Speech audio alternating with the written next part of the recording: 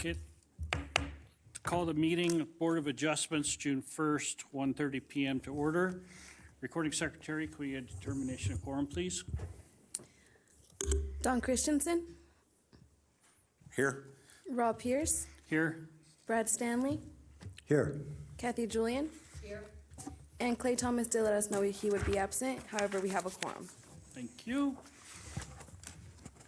Mr. Christensen, would you mind leading us in the Pledge of Allegiance? Thank you, I will.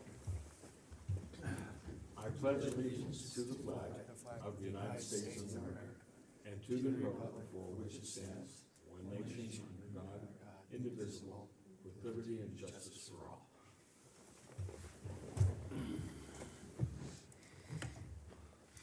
Mr. Large, can we please get the ethnic law announcement?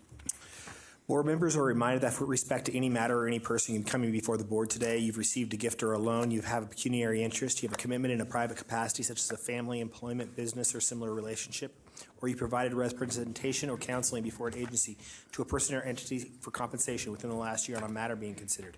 You must disclose the gift, loan, interest, commitment, or prior representation at the time the matter is being considered. And you must furthermore abstain from deliberation or voting on the matter if it is clear that the gift, loan, interest, commitment, or prior representation would materially affect the independence of judgment of a reasonable person. Board members are also reminded that under the Board of Adjustment rules, if you had any contact outside this meeting with any persons interested in a matter coming before the board today, you should disclose the nature of that contact at this meeting. Thank you. Mr. Lloyd, appeal procedure? Will do. Most decisions rendered by the Board of Adjustment are appealable to the Board of County Commissioners. If you disagree with the decision of the Board of Adjustment and qualify as an aggrieved person or party, you may appeal in writing within 10 calendar days from the date that the decision being appealed is reduced to writing, filed with the Secretary of the Board of Adjustment, and mailed to the original applicant in the proceeding being appealed in accordance with Washoe County Code. Please call the planning staff immediately at 328-6100 for information on the appeal procedure and the application fee. Thank you. Do we have, recording secretaries, do we have any public comment? I have public comment chambers. Amanda, could you please go ahead and step up to the mic and state your full name for the record? Thank you.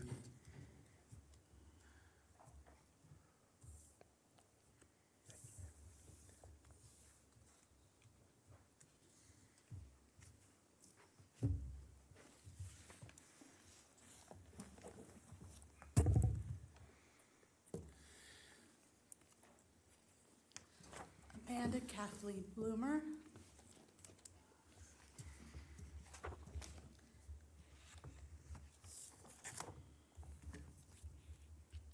This is in regards to the availability for disabled persons. Rayleigh Shopping Center on Highway 28, unclear marking for disabled parking, limited parking for disabled. This is causing able-bodied persons to use the spaces due to this nature. It needs to be addressed. Village Shopping Center area, Mays Boulevard, unclear marking for disabled parking, no disabled parking by Family Services or by the Postal Express. Postal Express has a ramp, multi-use, with a disabled sign. However, it's for ramp only, no designated disabled parking marked. This needs to change. The disabled have rights. Thank you. Thank you. Do we have any other public comment? Thank you. There is no further public comment in chambers, and I have no hands raised via Zoom. Wonderful, thank you. Okay, we'll move on to approval of agenda. Before we do that, though, we have a couple changes. Just want to draw to your attention item number 3, administrative permits case number, number 4, sorry. Administrative permit case number WSUP 23 should read WADMIN 23-0008 for the Beach Boy concert.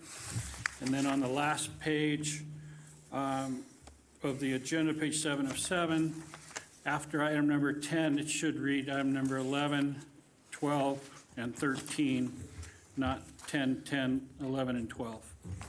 Other than that, everything's okay. Mr. Chair, on that first correction, I believe that's item 8D. D? Correct. Okay. All right. Has anybody got any other changes? We good? Can I get a motion to accept? I would so move with the additions and changes just made. Okay, I get a second? Second? All in favor? Aye. Aye. Aye. Motion passes. Okay, everybody get a chance to look at the minutes from the last meeting? Any changes or corrections or anything? No? Can I get a motion to accept? So I'm- moved. So moved. And a second? Second? Okay, all those in favor say aye. Aye. Aye. Okay. That puts us down to item number 1, the Rose Dadar.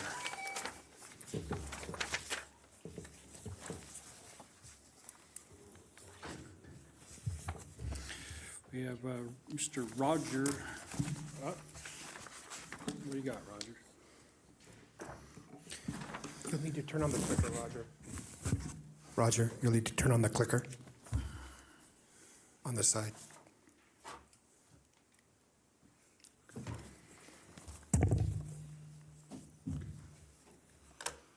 Good afternoon, Good afternoon, Mr. Chairman, members of the board. For the record, Roger Cullen with Washoe County Planning. We're considering at this time an amendment of conditions, case number WAC 23-004, that seeks to amend special use permit case number WSUP 22-0023. That special use permit was approved in late of, I think it was December of last year. And essentially what's happening is we're seeking to change the configuration of an approved detached accessory dwelling. There is an existing detached accessory structure that's going to be modified and be turned into a dwelling. This is the location of the structure. Again, that is existing. You can see the house on the left and then the structure on the right. And here we have the same thing in an overhead view. And this is what was approved. Essentially, they were taking the bottom story and going straight up. There's already a second story there, but they were going to increase the size of that second story, turn that into the dwelling, and the bottom would remain essentially a garage and workshop. In the interest of economics, they are now going to keep the exterior of the structure essentially the same. So right now, the second story is much smaller than the first story. So what they're seeking to do is make the first story the detached accessory dwelling, add a staircase on the outside to access the second story, and the second story will be storage only. That is not a portion of the dwelling. And here we have our proposed floor plan for the first story. Very simple kitchen, bedroom, bathroom, living room. And here we have the second story, and that is simple storage space with of course, the new stairway to access that. Received no recommendations of denial from the reviewing agencies. This change represents less impact on the surrounding area because the exterior of the building is remaining essentially identical, again, with the addition of the staircase. Still allowing a detached accessory dwelling where it was approved, only this time on the first floor. And any impact that was perhaps going to be created by this secondary dwelling unit has been addressed during the first one. Again, we're just changing the interior configuration at this point. So with that, I am recommending approval. I believe that all of the necessary findings of fact can be made, and I am available for any questions that you may have. Thank you. Does the board have any questions for Mr. Cullen? No? Does the applicant have a presentation they'd like to present? There's no presentation for the applicant. Good afternoon. I'm Ken Rose, and I'm the applicant. I'm also an architect, and I'm also a former Washoe County Parks and Recreation Commissioner. You probably heard me say this a few months ago. I sat in those chairs too many, many times. But in this particular project, it comes down to money. We thought we had a perfect plan, and the economy changed, at least for our family. It changed somewhat. So we're going to downscale and just do the simple thing. We probably should have done that in the first place. I could have saved a couple of grand and having to do it once instead of twice, but for here. But that's what it is. It's just money. And I think I like the feel of this because it's going to keep the estate intact. The casita that we have right now, the garage with the little top hat on it, used to be an office for a communications company. And they would park their, the pickups and their trucks and stuff, and the office is upstairs. And so we're going to convert that now to a place where our kids can come back from Vegas and live after they get their college education. And that's the short story of it. I like to keep the architecture intact for the estate. We think that it enhances the value if I have to sell to one of our 8 kids that are going to inherit this sooner or later. That's why we have a trust. But anyway, if you have any questions that I need to address, I'd be happy to do that. That's the only things that's changed is we've just did that. Let's save the questions until after we get public comment. Sure. And then we'll come back. Do we have any public comment? There is no public comment in chambers and no hands raised via Zoom. Okay, thank you. Does the board have any questions for planner or? No, nothing? Okay. Seems like a pretty straightforward project to me. We don't have any questions. Can I get a motion? You can. I move that after giving reasoned consideration to the information contained in the staff report and information received during the public hearing, the Washoe County Board of Adjustment approve amendment of conditions case number WAC 23-0004 in parens Rose Detached Accessory Dwelling in parens for special use permit case number WSUP 22-0023 for Kenneth G. Rose, with the conditions included as Exhibit A to this matter, having made all 5 findings in accordance with Washoe County Code Section 110.810.30, and those include consistency, improvements, site suitability, issuance not detrimental, and no effect on military installation. Okay, do we have a second? I second. All those in favor, say aye. Aye. Aye. Unanimous? Okay, Well, thank you. thank Now, you. Remember, don't plant your tomatoes yet because it's still snow in Piedmont. Thank you.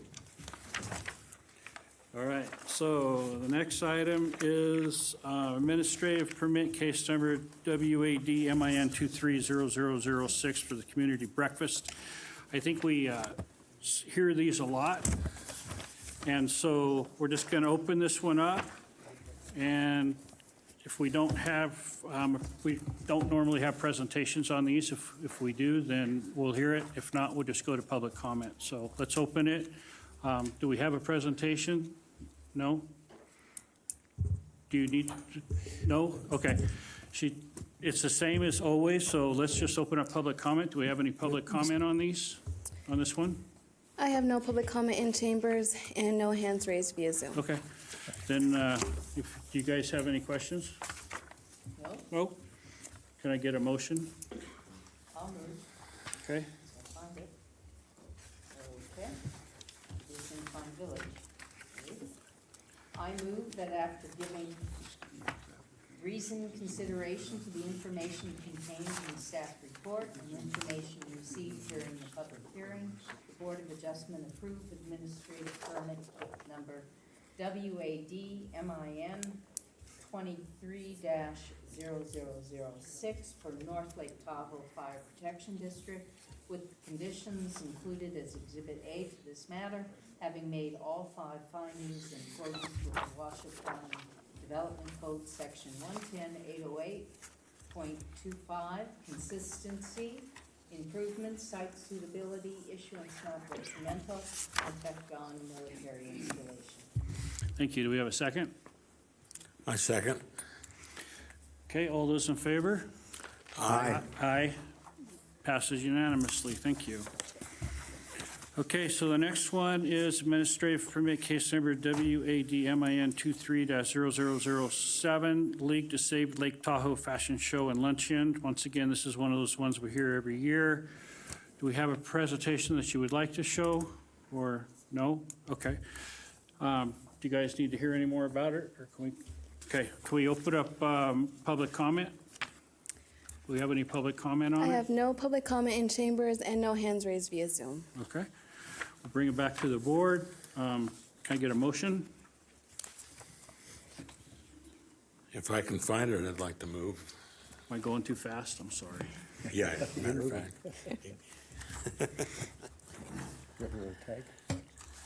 Yellow tag. There I am. There you go. Backside.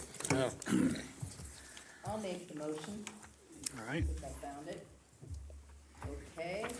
Well, I move that after giving reasoned consideration to the information contained in the staff report and information received during the public hearing, the Washoe County Board of Adjustment approve administrative permit case number WAD-MIN 230007 for League to Save Lake Tahoe with conditions included as Exhibit A to this matter, having made all 5 findings in accordance with Washoe County Development Code Section 110.808.25, consistency, improvements, site suitability, and issuance not detrimental. Wonderful. Do we have a second? I'll second that. Thank you. All in favor, say aye. Aye. Any opposed? No opposed. Motion passes unanimously. Okay, we'll move on to item D. This is the Beach Boy concert. WADMIN 23-0008. Once again, Julie, no presentations. This is the same as we've always done. So let's open up public comment. Do we have any public comment on this? No public comment in chambers and no hands raised via Zoom. Okay, thank you. So we'll bring it back to the board. Do we have any questions or anything? Mr. Chair, I do have a question, Okay, and it's normally handled by another member of our board who is absent today, but I was curious about the guests and the security issues. It appeared in reading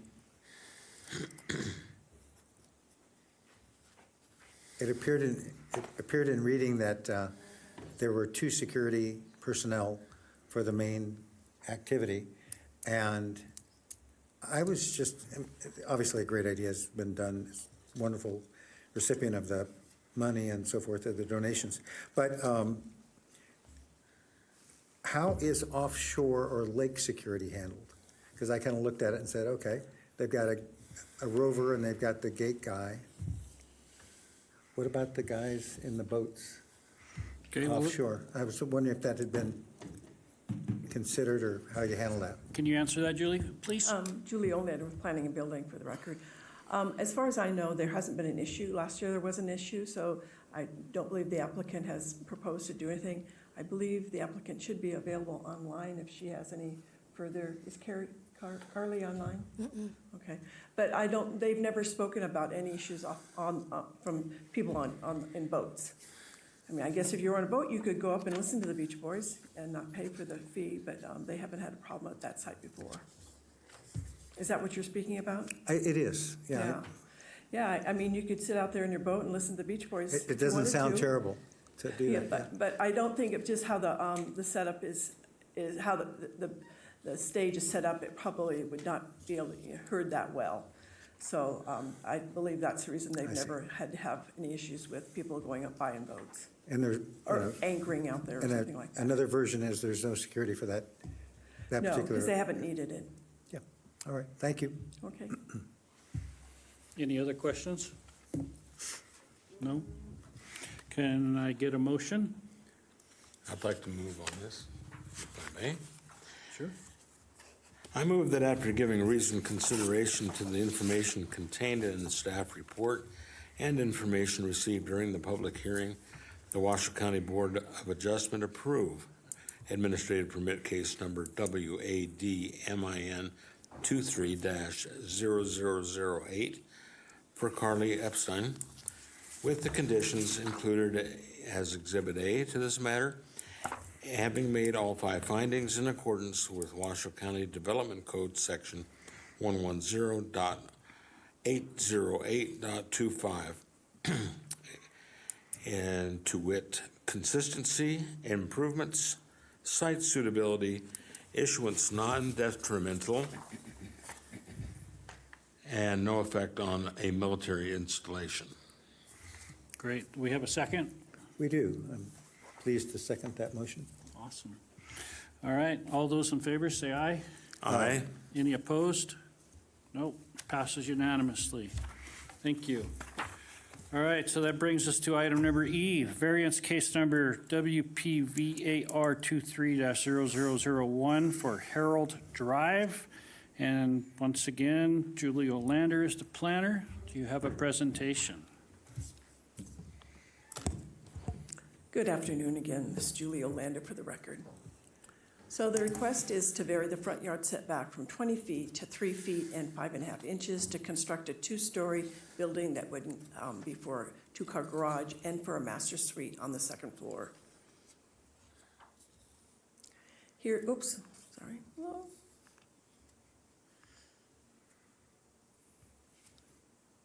There. Here's a vicinity map, a larger view of it, but inclined, and then you have a closer view. The trees sort of don't let you see the buildings very well, but I just wanted to give you a closer view of the site. And here's the layout. So there's 24 feet and 1.5 inches of unpaved public right-of-way in front of this house. And then I'm showing where the 3.5-foot setback would be for the proposed garage. And then I'm also showing where the 20-foot setback is, and then also where the existing house is located. Here's elevations of the garage. You've got at the top, you can see the side view, and then in the middle view, you see where the garage would be located above the second-story master suite. And here's another view showing where the garage is, and then to the right is showing the bedroom that's going to be proposed on the second floor. And then some site photos that the applicant provided showing with snow and without snow. So you can see there is a large swath of right-of-way in the front. However, that is used for snow storage primarily, I believe. This variance is for residents. The parcel's 1,000 plus square feet. The house was built in 1977 without a garage. The applicant does indicate that there is no other location that this garage could be located without encroaching in the front yard setback. And then additionally, I wanted to give you this information. They stated the inability to construct a garage poses a human and health safety concern for Tahoe's harsh winters and results in the resident being non-compliant with Washoe County parking standards. The financial, environmental, and practical realities of demolishing the residence solely for the purpose to construct a garage is unrealistic. And I did provide the section of code 110.410.1, which does require a garage for any new house within an enclosed, one-car enclosed garage for any house, building residence in Washoe County. And if they added the garage, that would make this structure conforming. However, approval of a variance is very limited per NRS, Nevada revised statute. They basically have three things that you have to look at: exceptional narrowness, shallowness, shape of a specific piece of property. Number two is by reason of exceptional topography conditions, or number three, extraordinary and exceptional situation or conditions for the piece of property. So just to go through the narrowness and shallowness and topography, those first two items, this parcel is 6,000 square feet. It's not exceptionally narrow. It's not, there's no topography on it. It's relatively flat. The property is 66.67 feet in width and 90 feet in length. It's basically a rectangle. And per Washoe County codes, for this size lot, the minimum width is 60 feet. So they basically meet the minimum width requirement for this size of lot. Under number three, which is concerning extraordinary and exceptional situations, the applicant, as I said, is saying that this house was built in 1977 and was built without a garage. And but however, there are houses throughout the Tahoe Basin that were built without garages, as some of you already probably know. You've heard these variances come before you before. However, not having a garage in the basin can be difficult at times. However, I'm not able to find that this is an extraordinary or exceptional situation or conditions. And then further, I just want to state, staff does not find that the applicant has demonstrated that the subject project exhibits one of these criteria that I just went through. So I just wanted to show that the parcel had been noticed to 135 property owners in the area. I did receive one phone call in opposition, and no emails were received. However, since I put this PowerPoint together, there was a email I believe you all got that was in support of the variance. And then I did not receive, then this did not, am I correct in that, Adriana? Did that go out? Yes. Okay. And then no neighborhood meeting is required for a variance. Various agencies have reviewed this application, and if they had conditions, they're included in Exhibit A. And these are the required findings that I could not meet. Special circumstances, not detrimental, no special privilege, and use authorized. And I've sort of outlined those in my staff report, but I'm available to answer any of those specific questions. And I move to ask that you deny this application, and here's a possible motion. Thank you. And I believe the applicant is available, the applicant is here, and I believe he has a presentation, but I'm available for any questions also. Okay. Do you guys have any questions for Ms. Olander? I do, one, if I may. Planner Olander,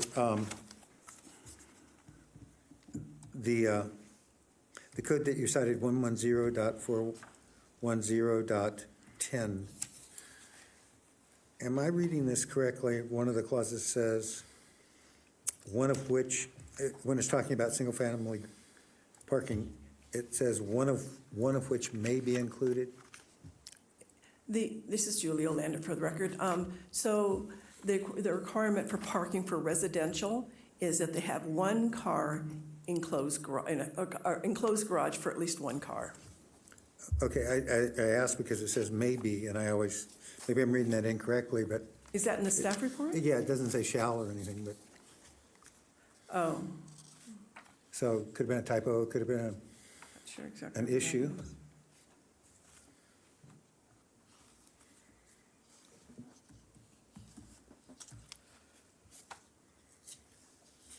That clause is, Yeah, I'm not finding it, I'm sorry. I'm sorry, it's on page 31.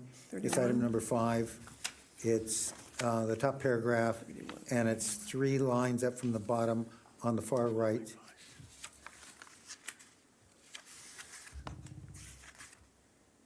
Page 31. So this is in the applicant's, page 31. Yes, ma'am. It's in the applicant's, the application itself. Right, I guess I'm wondering, is this code, is this correct in the way that's stated? I wonder.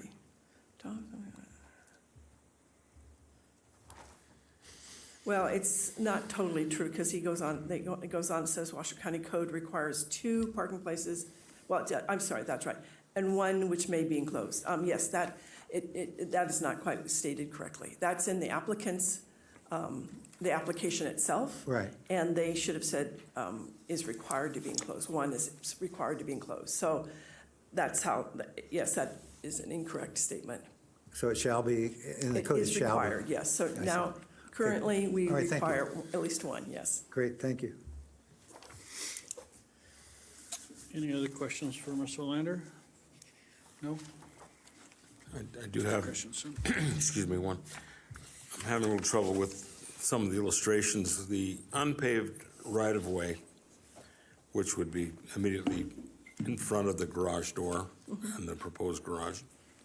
What is the current use of that? What is there a driveway, or I see in the illustration here, or in the photograph, it's kind of unclear. What use is that right-of-way?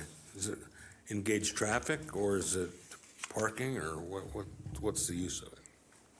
So, let me get to that. Oops, went too far. So the unpaved right-of-way along up in Tahoe, is that one picture shows. The 24-footer? Yeah, the 24 feet. You can see that during the wintertime, that's used primarily for snow storage. I'm sorry, it's used for what? Snow storage, storage of snow. You see this one photograph where the snow is in it? So that primarily, that area along there is used for snow storage. So it's not unusual to find in the Tahoe area where you have some areas where they have large swaths of right-of-way, and they use that for snow storage and in the winter times, as this picture shows.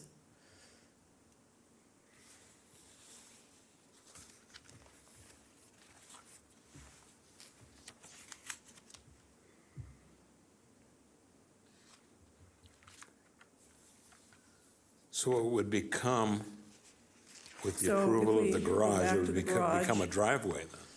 So if, so that area would still be available, because that is, they're not proposing to build into the right-of-way, but they're proposing to be 3 feet from that area. I believe the question is, oh, I'm The sorry. question is, how do we have access to the garage if we're using that for, So they would still have access. It still is, if you look at this photo, I mean, this diagram, they still have, that 24 feet is still available. So where that says 24 feet, that's where the snow storage would be. But right after that 24 feet, 3 feet later would be the garage. It's currently being used as a driveway, if that's your Yeah. question. So I can go back. Oops. So you can see the driveway is longer at this point, and basically where those trees are is primarily where the garage would be built. The trunks of those trees, probably just right back from them. thank you. Okay, could we go back to the diagram? Yeah.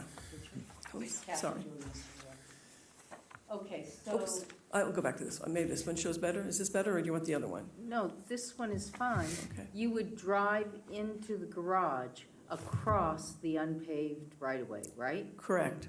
So in the winter, you would lose that area for snow storage in that community. So the unpaved right-of-way would still be existing. They're not proposing to change that. That is still there. It's just that typically the driveways, we have a setback of 20 feet, as the 20-foot line shows. And so now the garage would be only 3 feet from that right-of-way. But in the winter, either you would lose that area for snow storage, or they would lose the ability to drive into their driveway because of the snow storage, correct? I don't think so. So if you look at this picture with the snow on it, you see the 2 big fir trees, the large fir Yeah. trees. Basically, right on the other side of those fir trees is where they're proposing to put the garage. So they can still drive in, and the snow could still be stored along the right-of-way. But that wasn't my understanding of that diagram. Perhaps the applicant can clarify. My understanding was that the garage was going to be built to the left of the house, not where the driveway is right now. Okay? That was my understanding. So this is the diagram. So even if, if it's to the left, you're still going to have that 24 feet of unpaved right-of-way there. Well, the snow needs to go somewhere. Right, it can still go in the public right-of-way. And you could be right in the sense, you're probably, and this is probably, it's hard to tell in this. You are correct in the sense the driveway is going to be moved over, because how the house is, the garage is going to be on the other side of the house. So it would be my assumption that the community would lose that space for snow storage. Or they could not get into their driveway during the winter, because that would be, the right-of-way would be used for snow storage. So if you look at this picture again, you see the public unpaved, that road, that right-of-way is still there. You can still store snow on the right-of-way. So where is the entry into the garage? The entry into the garage is through that driveway. What I could have, Oh, I see. It There's the curves pointer, around. if you want to and use goes the in pointer. through the side? No, the pointer. Oh, the pointer. So Thank you can you. show with the red dot. How do I? Oh, so then this is still right-of-way right down here. Okay. And this is right-of-way up here. Uh-huh. So they drive in here, but the snow storage can still be here and still be there.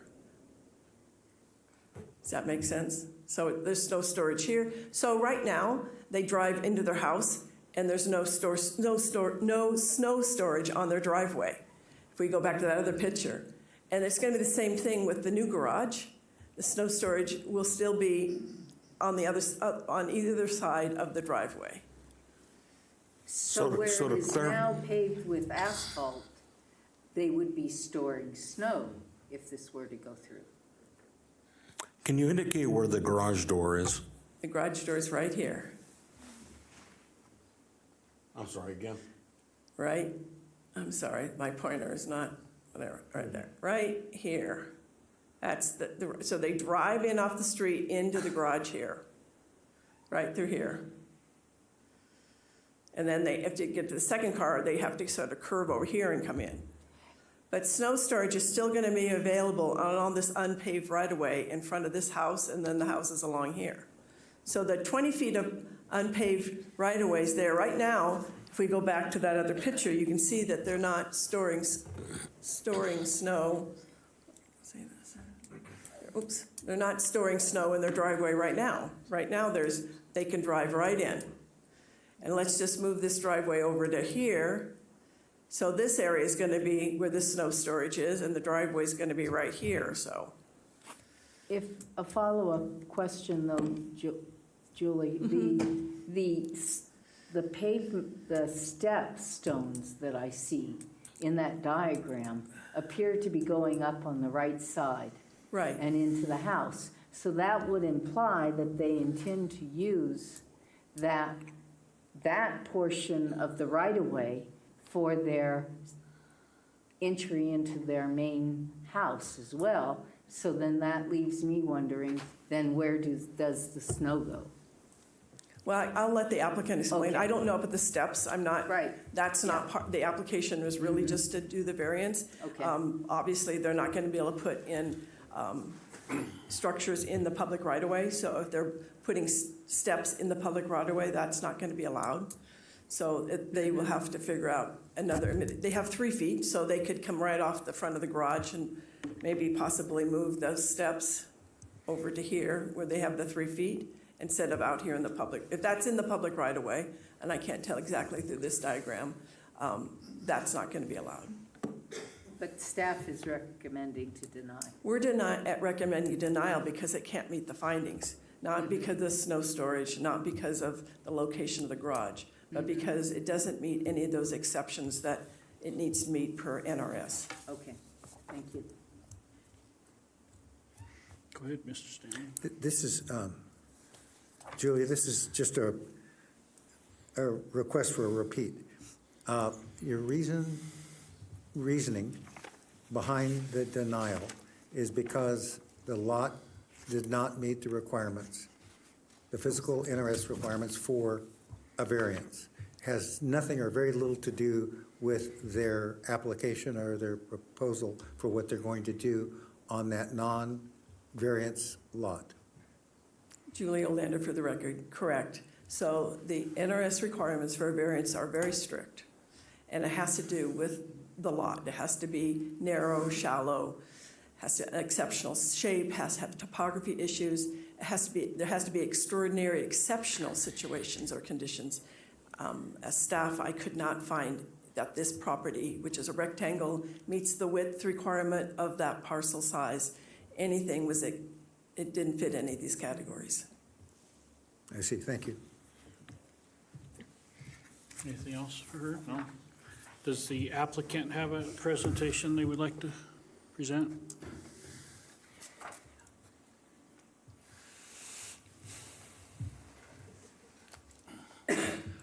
Good afternoon, Board of Adjustment members. My name is Nick Exlon on behalf of the applicant. Would love to start today and say, how much I really enjoy presenting in front of this body. When I was a grad student, I was an intern here at Washoe County, and these were a lot of the first presentations I made. And I really was appreciative of the guidance and opportunity I was given when I was an intern here, and I to this day really enjoy working with staff, the collaboration, speaking, asking difficult questions, and so with that I will get into the presentation. And so although I do have the absolute deepest affinity for staff, I have to be honest, in this particular instance I do disagree. And so as I get through the presentation, I think one of the goals is to provide some additional context to exactly what's going on with the lot, how we would see the findings made, how those findings adhere to the legal requirements, and the specific rationale and the context surrounding this particular parcel. Fundamentally, this lot, as I intend to show kind of throughout this presentation, is a narrow lot when you look at it in context and all the variables at play. The granting of this variance will put, and the addition of a garage will put the residents today in alignment with community character. Numerous parcels within the vicinity have been granted variances. And although we understand that a variance approval on another parcel does not represent precedent, we must be honest and ask ourselves the question, well, what were the variables that were different in those particular parcels with this particular parcel? Or are we just getting a different interpretation this time? It's clear that adding a garage not only is required by code, but does provide health and human safety benefits. The granting of the variance, as you'll see through this presentation, also aligns with the intent of the code. And to the questions regarding the snow storage, I'll look to get into that a little bit as well. I have to tell you, I'm a South Lake Tahoe resident, and it was a tough winter. It was a really tough winter. I was not able to use my garage this winter, and it constituted significant challenges for me and my family. I could not even imagine what it would be like year after year to exist in that reality. It's obvious when you look at county code that county code understands the absolute necessity of having a garage, one of which is enclosed. So what we were doing through this presentation and through this proposal was looking to have a garage to align with community code and align with our community character. The absence of a garage, as is required by county code, does constitute a health and human safety issue for any property owner. That's why the county requires it. As we get into this process and as we start to discuss some of the options in front of the client, the environmental and financial realities simply would never allow for a home to be demolished for the construction of a garage.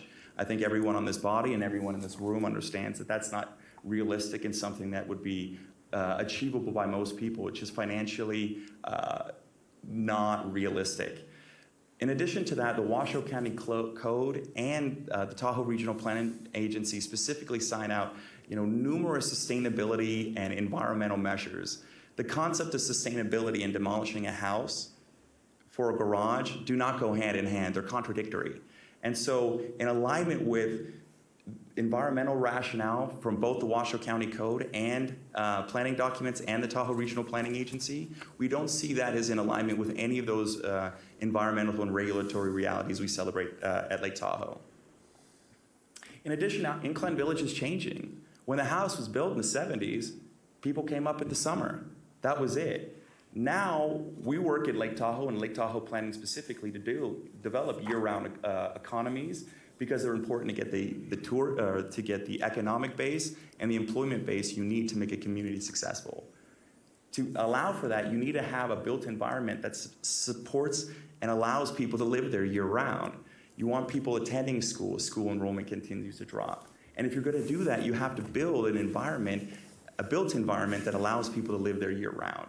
As you can see the citations from Washoe County Code, the inability to have garages at residence does constitute an economic and financial burden to the people of Incline Village and the economic survivability of the lake in a year-round structure. And so we want to get into the specifics of this particular project. And this is a site plan that was utilized for TRP land capability verification, showing the residence as is and the parcel configuration as is. And you can see right now is the residence is a little over 44 feet from the road. The setback right now is 20 feet. And what's important to keep in mind throughout this presentation is no matter what happens, we're going to be more than 20 feet from Harold Drive. And I think it's important to mention now the width of the right-of-way that exists abutting this parcel is not indicative of Lake Tahoe as a whole. The right-of-way in front of my property is 5 feet, for context. So a 20-foot right-of-way easement is not required by code for snow storage, is not required by Washoe County's engineering department for snow storage, and is fundamentally not indicative of what you see around the lake. These are some duplicated photos, so I will kind of move through them quickly. But as you can see, just in the residence, the lack of a garage, and just continue to reiterate, does constitute health and human safety a challenge to any homeowner. With the intent of this slide, what I'd love to show is that fundamentally, the question at hand to the findings that need to be made per law and code is if the lot is too narrow. And so you have an existing residence, and I would say Washoe County Code and TRPA Code establish that demolishing a residence for the construction of a garage is not in alignment with planning and policies within the Tahoe Basin. So then what happens? Per Washoe County Code, the specific dimensions for a garage, if you were to add them in this location, do not adhere to setback. So really, I look at this, in a pretty simple way. If the lot's not too narrow, please, I would, be happy to see how you could fit a garage within this space without demolishing the residence. And I think that's key. And I will reiterate that point as well. The demolition of a residence simply to meet a garage setback in a neighborhood in which numerous parcels, as we'll get to later, have already been granted the exact same variance with the exact same variables is not appropriate and does constitute an undue burden for my clients. And one of the things we talk about a lot in planning, and in specific planning in Tahoe, is does something meet the intent of the code? Meaning, maybe it doesn't meet the letter, but does it meet why the code was developed? And so right now, a 20-foot setback is required. Even with the granting of this variance, we'll be 24 feet away from Herald Drive. So if you could use my house in South Lake Tahoe as an example, I have a 20-foot setback as well. 25 feet is all I would be away from my road, right? So we're not exacerbating a situation. In fact, we're aligning exactly with the intent of the code. And again, the hardship posed is in fact the narrowness, because without the existing built environment and the realities that exist on the ground, the parcel wouldn't be too narrow. But reality is a hard thing to deal with. We all deal with it every day. And the simple fact is that a residence does exist. The residence was built in 1977, and the addition of a garage per Washoe County Code requirements demands a variance to the front yard setback, or the demolition of a structure, or simply that individuals in this situation will always be deemed to suffer the health consequences and the safety consequences of the inability to construct a garage. Want to use this slide, as we continue to go through this presentation a little bit. You can see the text on the slide. A lot of these things I've touched on before, but I'd like to kind of get into snow storage a little bit as well. And so, as I referenced earlier, 24 feet for an easement for snow storage is not required, not an example of what you find around the Tahoe Basin. And fundamentally, as you look at the staff report, and I'll reference in a future slide, this project was recommended for approval as a result of, by the engineering department, and clearly they didn't see an issue with the snow storage. And so really all we were doing in terms of snow storage, and I think Ms. Oleander did a great job kind of representing this, is we're moving the driveway, if the variance was approved, we'd be moving the driveway from the right side of the parcel to the left. But beyond that, the realities remain constant. And so there would be no snow storage issues. And I'm happy to get into questions about that as we continue to move through this process. As we get into some of the other variances, and again, I understand that a variance does not grant precedence, but one of the things we have to look at is in terms of, are we being consistent with our findings? Are we being consistent with our rationale and our interpretations of the code?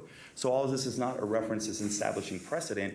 It's to provide examples of other parcels in the very near vicinity of this parcel that maintain the exact same variables. However, when those variables were brought forward to Washoe County, the variance was recommended for approval, and that ultimately gained approval, and the construction of garages were developed. And so Why I want to spend a minute on this presentation is because this is exactly what we're talking about. In the near vicinity, a few houses down, and you can see in the representation of this photo the distance between the road, and what's important to note with all these, no issues have been reported in terms of snow storage, no clearance, access, any of the things that have taken place since these variances were granted. A few more photos of this particular residence. And why I wanted to provide some site plan representation as well is because you can see the topographic realities are the same. And so as we again look to the variables associated with this particular variance and the variables associated with past variances, the question is, well, what's different today? Were these deemed to be too narrow in alignment with regulatory and legal constraints, and were not? I'll move through this quick. Other houses in the vicinity, and again, this is all kind of a redundant exercise, but I think it's important to explain how many times this has happened in the near vicinity, using, again, the exact same variables and the same rationale that we proposed today. Very similar examples, garages located in the front yard setback in which Washoe County granted a variance for the exact same rationale we're talking about today. Again, this is that particular site plan that was represented for the variance you had just seen. And I would encourage all of you to look at this site plan in comparison with the existing site plan we showed earlier, and I'm happy to bring that back up and ask, well, what's the difference? What's the difference? A further example, in the very near vicinity, you can see very similar design, very similar concept, very similar rationale. And so as we look at this, the question is, what are we trying to gain? And we're trying to gain a garage in alignment with community character and with the health and human safety needs of the applicant and to meet code requirements. As I represented earlier, the staff report in the project was brought forth to all departments within Washoe County applicable to review it. And what's interesting is the engineering department actually recommended approval. So they clearly didn't see a issue with the approval of this project. And so as I would look at this, the approval of the variance is in alignment with character, alignment with previous variance approvals, provides a human health and safety benefit, and meets the intent of the code. Whereas the denial does none of those things. It puts this particular property owner in a worse situation than the other people that exist within their community and the variances that were granted to them. And so what I'd like to do in closing with the last couple of minutes I have, and I hope to not take all that time, is really to kind of just reiterate some of the points I raised today. We have an existing residence. Washoe County Code, by the letter of the law, does not allow for a garage to fit in that front yard space, which leaves us with a few different options. To either tear down the residence, which again is not in alignment with TRPA, is not in alignment with Washoe County Code, or we keep the residence and there's a granting of a variance. And so if the lot's not too narrow to fit a garage, and it's not desired to remove and tear down a residence for the construction of a garage, I have a really challenging time to see how the lot's not too narrow. If the dimensional reality is allowed, we would put the garage within the setback in any way, but they simply are not allowed. So clearly, the lot is too narrow. And so I think the question you have in front of you is it reasonable to obtain a garage and construct a garage for a resident in alignment with Washoe County Code, in alignment with variance precedent, within the setback, meeting the intent of the code, or is the decision to be that if individuals with these very similar circumstances want to construct a garage, the only way to do so is to tear down a residence? That seems exaggerated. That doesn't seem appropriate. It doesn't seem right. And what I believe is that understanding is what allowed Washoe County staff to make the recommendations for approval in the eventual granting and construction of the garages in the near vicinity. And so with that, 20 seconds left, I would like to thank you so much for your time. Again, really want to appreciate and thank staff for their time and conversations we had. It was great working relationship. I think it's important for you guys to know that. And I'm available for any questions, and the property owners are here as well to provide some additional feedback and some statements. So thank you so much. Thank you. Let's hold off on any questions. Let's open up public comment. Do we have any public comment? I do. I have Zeri Tavakoli. please step up to the podium. Is it okay if Eric goes first? That's fine. We have Eric Ostertag. Eric, please step up to the podium, state your first and last name for the record. Hi, for the record, my name is Eric Ostertag. I'm the property owner. I'll save my better half, Zeri Tavakoli, my wife, for the second presentation. I'd like to thank the board for the opportunity to present our case. I received the letter from the staff, which opened by saying the purpose of a variance is to provide a means of altering the requirements in a specific instance where the strict application of those requirements would deprive a property of privileges enjoyed by other properties with the identical regulatory zone because of special features or constraints unique to the property involved. Now I invited the staff to come out to take a look at our circumstances, and that didn't happen. I certainly invite you to come visit our little neighborhood in beautiful Incline, but I can tell you that all the lots are very much the same. They're zoned the same, they're about the same size. And if you were to come out and stand in front of our house looking at the house to our left, the house to our right, the house behind us, the house across the street in front of us, every single one has exactly what we're asking for. It has a garage of similar size, similar setback, if not identical. And we hired a surveyor, we hired an architect, and we were told this is the only place on your lot that you can put a functional garage, which is what we're asking for the variance. Now, I was a little surprised, if not shocked, to hear that the recommendation was that we rip down the house. Nick already shared some of the arguments about why that's not practical, but I can tell you, for us, that's just not economically practical. We saved and worked very hard to get this property, and to ask us to just rip the entire house down is just not practical. So thank you for your consideration.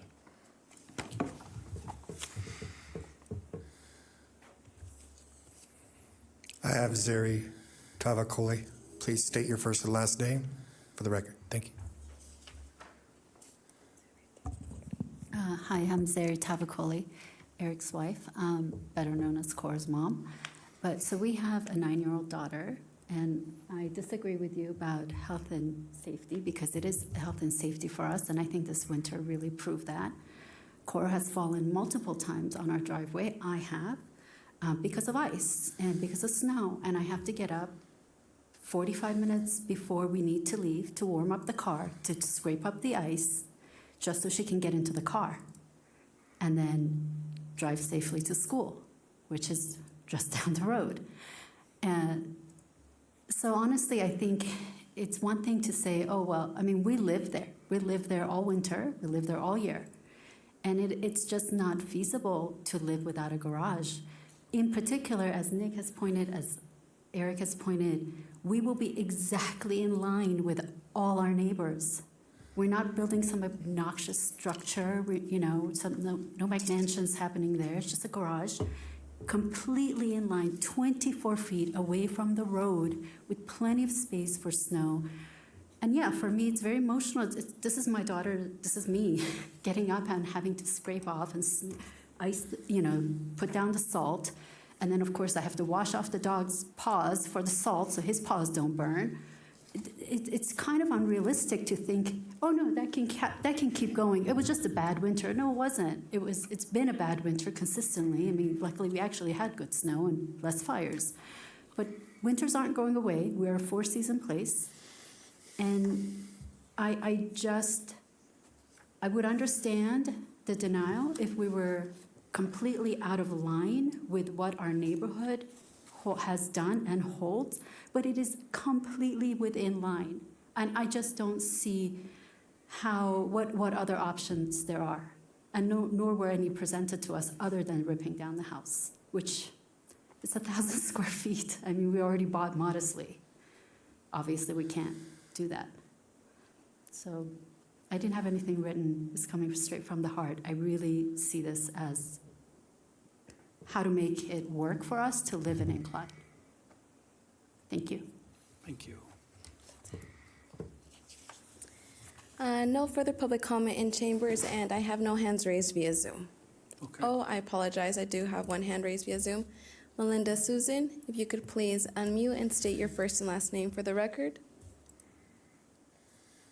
Hello, this is Melinda Suzanne. I represent the H&F Condo Association in Incline, and I'm speaking for our condo association, and we are not in favor of the variance. The codes are set up to maintain the integrity and the atmosphere and the character aesthetics of the neighborhood. And we feel that this variance is not warranted as supported by the findings. In addition, we live in a nice wooded area. Everybody moves to incline for the character in the area and the snow and the ski opportunities, the outdoor recreation opportunities. And we believe this would detract from that. Several trees are required to be removed. It will take down our wooded character. And we think it sets a bad precedent for other buildings to come in and change the aesthetic. And the very reason we chose incline for the wooded area. We're taking down trees. We're adding structure that's already not been supported by the findings. And we don't think it's in keeping with the rest of the parcels and houses in the area. It's already very congested. And we just support the findings that the variance not be given. Thank you very much. Thank you. I have no further public comment. Okay. I'm going to bring it back to the board. Do we have any questions for anybody? I have Kathy Jillian for the record. I would like to know what is the length of the proposed garage in feet, and what is the length of a typical car? Who are you asking, Julie or the planner? Whoever can answer the question. Okay.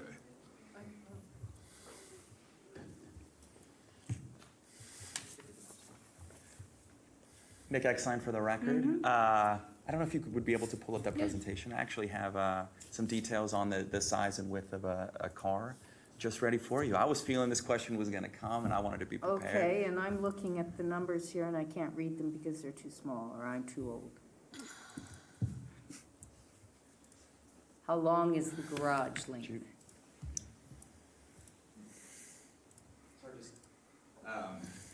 My colleague Andrea Gonzalez is pulling that up right now.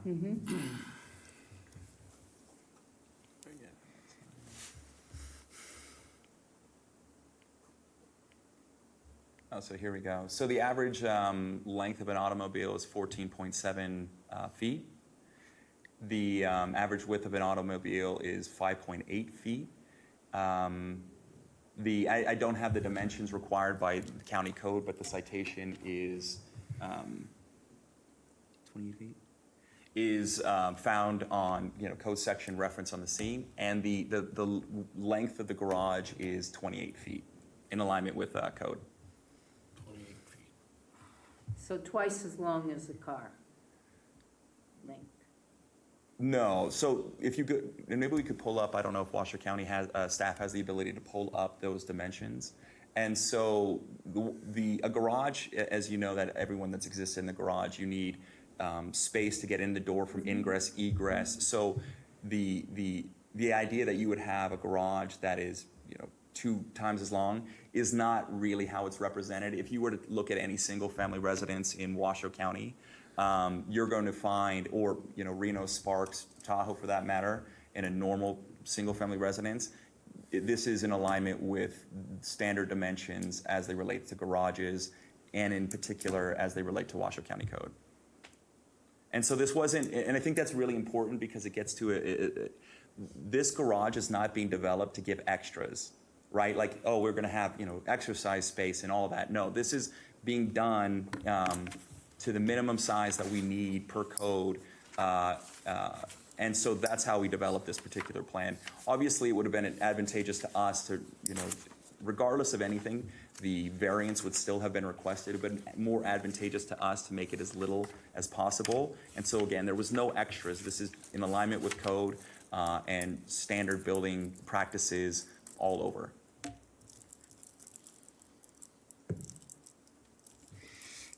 Did he answer your question? Yes, he did. Thank you. Okay. Mr. Stanley, do you have something?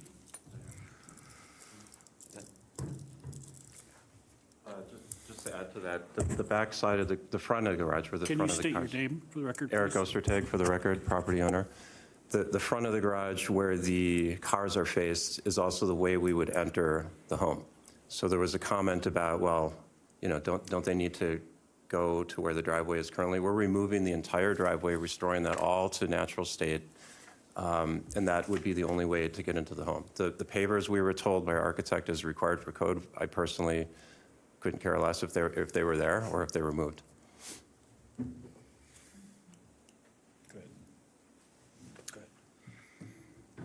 I have a question. Actually, I have two, but if I understood you correctly in your initial presentation, you said, or I understood you to say, that the lot really is narrow. And as I recall from Planner Olander's presentation, the requirement is 60 feet. So how did you get to, can you show us how it's less than 60 feet? No, so the concept of it being narrow is because it's not just the lot unto itself, it's all the variables that align with the lot. And what I mean by that is the existence of a residence creates innate redevelopment or expansion limitations. So the lot, as we look at it, the narrowness is, to the lot is, relatively standard lot block subdivision size for this particular area.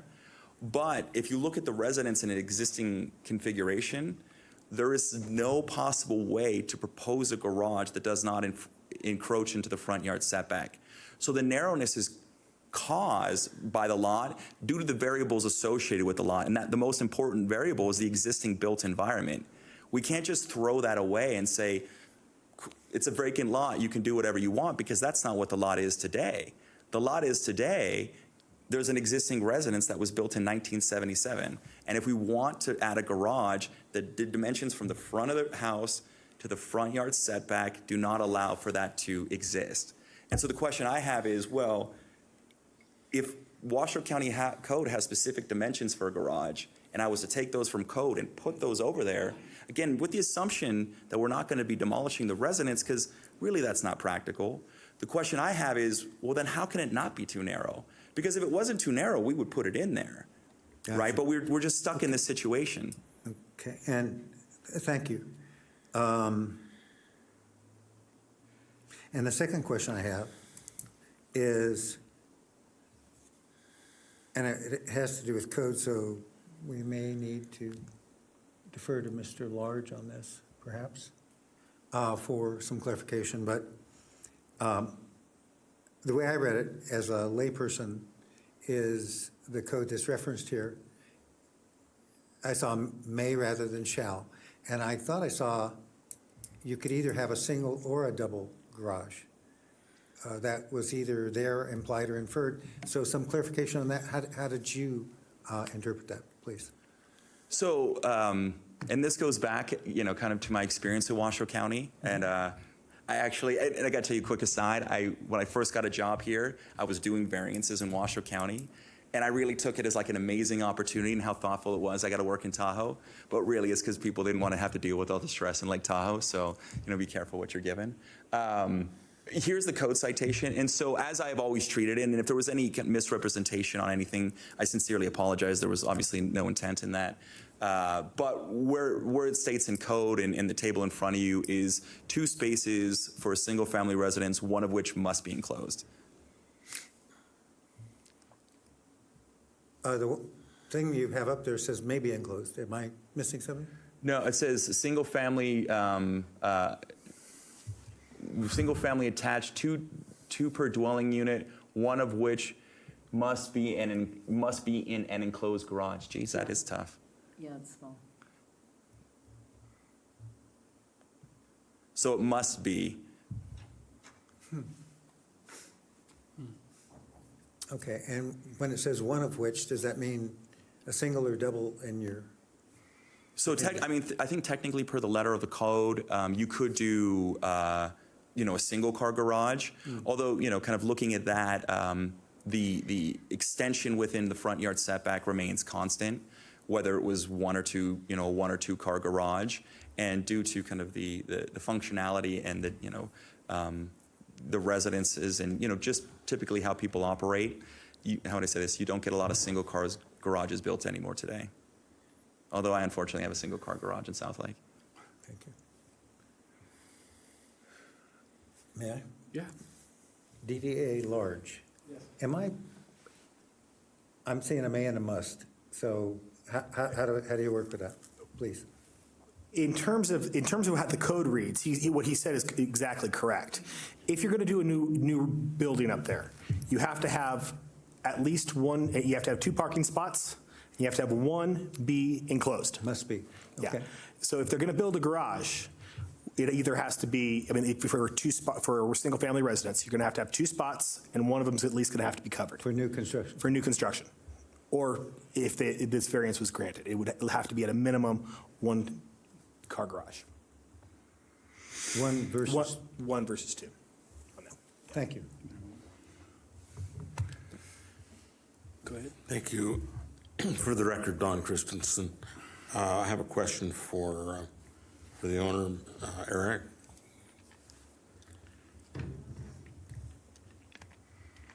Yes, sir. When did you acquire this residence? We acquired it in the summer, is it 2 years ago? 20? Summer of 20. Summer of 20? Sorry, summer of 21. 21? I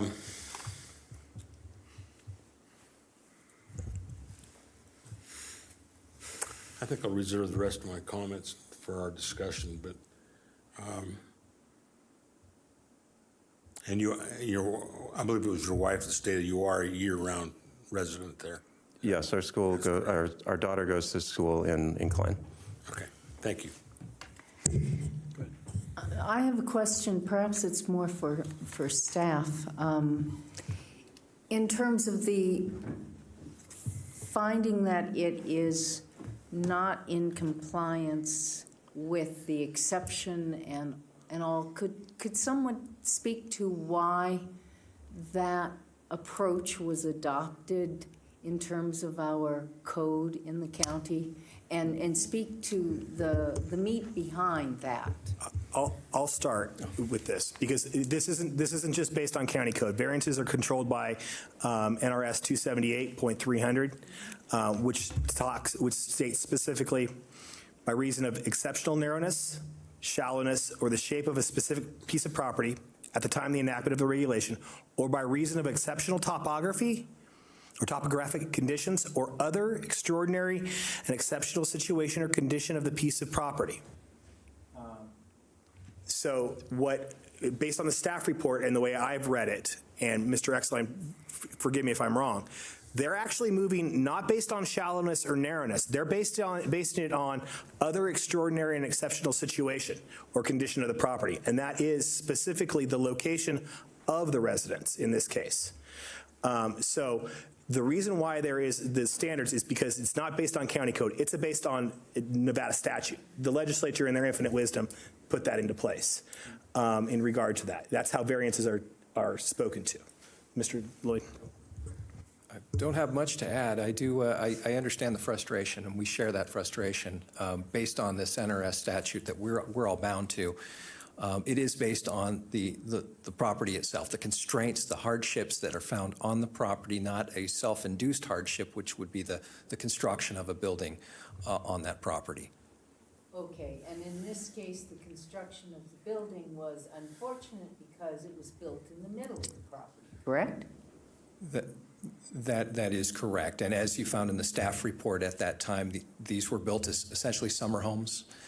Was not envisioned at the time of construction that it would be year-round residence. At least that's my understanding. If I may, Mr. Chairman, Michael Large for the District Attorney's Office for the record. I want to make this very clear to this board, it isn't within this board's power to make the findings on what is an exceptional circumstance or a extraordinary situation on a piece of property.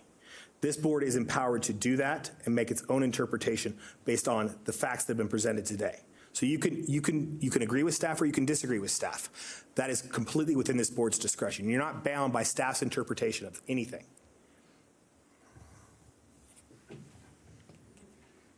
I just want to add one more detail. I think the importance of this, if this house was built in 2014, I wouldn't be up here in front of you making this statement. The house being constructed in 1977 existed in a much different regulatory reality than we exist here in today. And so it's not apples to apples. It wasn't a choice to develop this thinking in 40 years there would, it would developed in 1977. In a series of years, there would be ordinances and laws enacted that would prevent a future garage. There was no planning here. And so it's important to understand kind of the timeline of how this moves forward. The house was built before these regulations that we're now discussing were in place. And so now we're being beholden to regulations that were established post-fact of the development of the residence. And I really appreciate Mr. Large's comments regarding this matter. And that's why it makes it so unique, is because of that timeline. I'm sorry, thanks again. Mr. Rex, I have you up there. If I may, Mr. Chairman. Sure. What year were those variances that you referenced in the neighborhood granted? 2002, 3, and 90. Yeah, late 90s, early 2000s. Okay. Somewhere in that window. Can I ask, how was it that they found those to be in line, given the NRS? I don't know what code was in place at that time in regard to that. I don't know what I'd have to go back and research in terms of exactly what the code provided and what was the findings on variances. I can tell you that this statute was modified in 2013 and before that in 1979. So I don't know what's the variance statute, because I've got it in front of me right now. I don't know what was the requirements at that point. I would note that, as I've mentioned several times, as I worked here in 2005, 2006, and as I look at my screen, I did have more hair back then.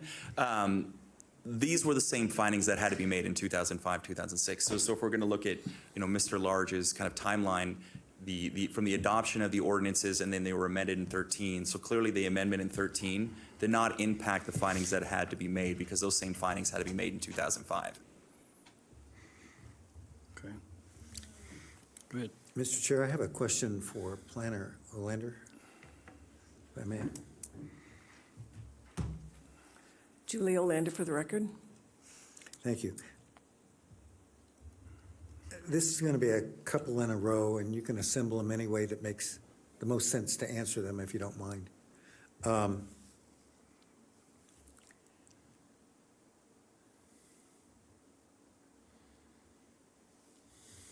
Under the argument that there are hardships imposed other than the three normal ones having to do with the lot itself, and it's encumbered by in this case, by previous construction. Did you have a chance to advise them that this didn't seem to be making the findings for a variance, first of all? And secondly, and you can order this however you like, would it have passed with a single car garage? So to answer your first question, I had a conversation with Nick Exline about this concern I had, that I was not going to be able to make the findings because of the size of the lot. And as far as I could see, is it was an unfortunate situation that the house was placed where it was. And but that you, as the board, could find this exceptional, and that would be up to you. But as staff, that would be difficult for me to see this as an exceptional, because in a sense, it's not. A variance from my perspective is to do with the land. It's not to do with any structure on the land, as Mr. Lloyd referred to. It has to do with the land itself. The land is constrained in such a way that you couldn't do what the code requires you to do. So it's an exceptional situation. However, you can see that differently. I don't believe the way that the garage is laid out as it was a one-car garage. Maybe they could shift it a different direction. The other possibility is maybe they could make the house into a two-story house and and put the garage underneath the house. You know, I never recommended they tear the house down. That was never a suggestion on my part, and I don't recommend that. I don't think that it should come to that. However, I know I find it very challenging up there because, as some of you know, anybody that lives up there, they get a lot of snow, and it's not easy to get around, and I'm not trying to make sure, I don't want anybody to be injured, their daughter, themselves, or any of the homeowners there. However, it's just the variance is very limiting for staff. And when people ask for a variance, you know, I cringe a bit because I don't find them easy to find a way through. And you've heard them before. And some of the lots up there are constrained, obviously, with slope and so forth. And you have granted variances in the past. I can't speak to the ones that were granted in that specific neighborhood and why they were allowed in 2002 and 3. So forth. So did I answer your question? Almost the last part, which was, were any other options other than the two-car garage discussed? They were not presented to me. They might have been presented to other staff members or chatted, you know, it might have been a conversation that the homeowner had with the developer, the consultant, but what I presented today is the only design that I ever saw. Okay, and by the way, thank you for your sensitivity to those areas outside the three primary parameters for a variance having to do with the actual lot itself. Okay, good. I have one question for the owner, Eric. A comment was made that some trees would have to be cut down. Would you be willing to replant trees if this does get approved one for one, anywhere on your lot, any type that you would like? Eric Ostertag for the record. Yes, I would be. There are only really 2 trees that are being removed. And if you visited our lot, you would see that many of the trees are overgrown. They're growing into each other. They're probably, with or without the garages, in need for some tree removal. But having said that, happy to plant 2 trees somewhere on our lot or anywhere else in England. Thank you. Thank you. Okay, are we done with questions for them? We bring it back to the board for discussion. If I may. Several points here that really stick out and are bothering me a lot. A variance is a serious thing. These laws are in place and we set precedent, and yeah, it's something that weighs very heavily on us. Someone used the term economic viability of this residence, and over time,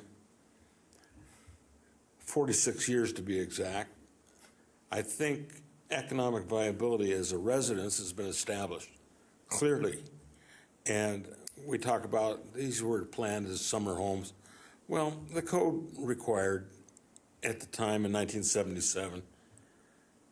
In fact, that's the year that I arrived in Washoe County, parenthetically. But long story is that no matter what the planning was, there have been and are year-round residents there. The water, sewer, things like that would cause to be problematic in a summer-only residence. No, it's been very successfully improving economic viability as a year-round residence. And the owner has come into this thing very, very late in the timeline, and now wanting to change what is a very well-established precedent. So what we're looking at is almost the Washoe County Code versus the NRS, but more importantly, I guess it's the NRS versus the NRS. And I know it's within our purview to make this finding if we so desire, but I don't personally. I don't think it's been established in the terms of hardship or some of the other criteria that we look at. and it really stuck out to me. And I was particularly offended, and offended is a very strong word in this board, that someone came up with the notion that to tear down the residence was proposed as an alternative. And our planner here, and I apologize to her, because I poured over this thing, I didn't see where you recommended that, and I admire you for that. That's drastic. And I'm personally offended by someone that wanted to propose that. It's inflammatory, and it's a straw soldier. You repeated it, and it's not either in the code or the statute or the recommendations of the staff. So I'm very strongly in support of denying this application. Okay, anybody else? Mr. Stanley. I largely agree with my colleague, Mr. Christensen, except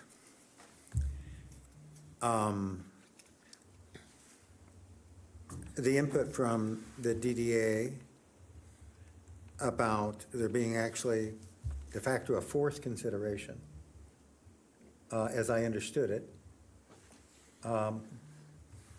doesn't give us the responsibility, but it gives us the ability or the leeway or the authorization, I guess, to see a hardship that's not imposed by the size or shape of the lot. And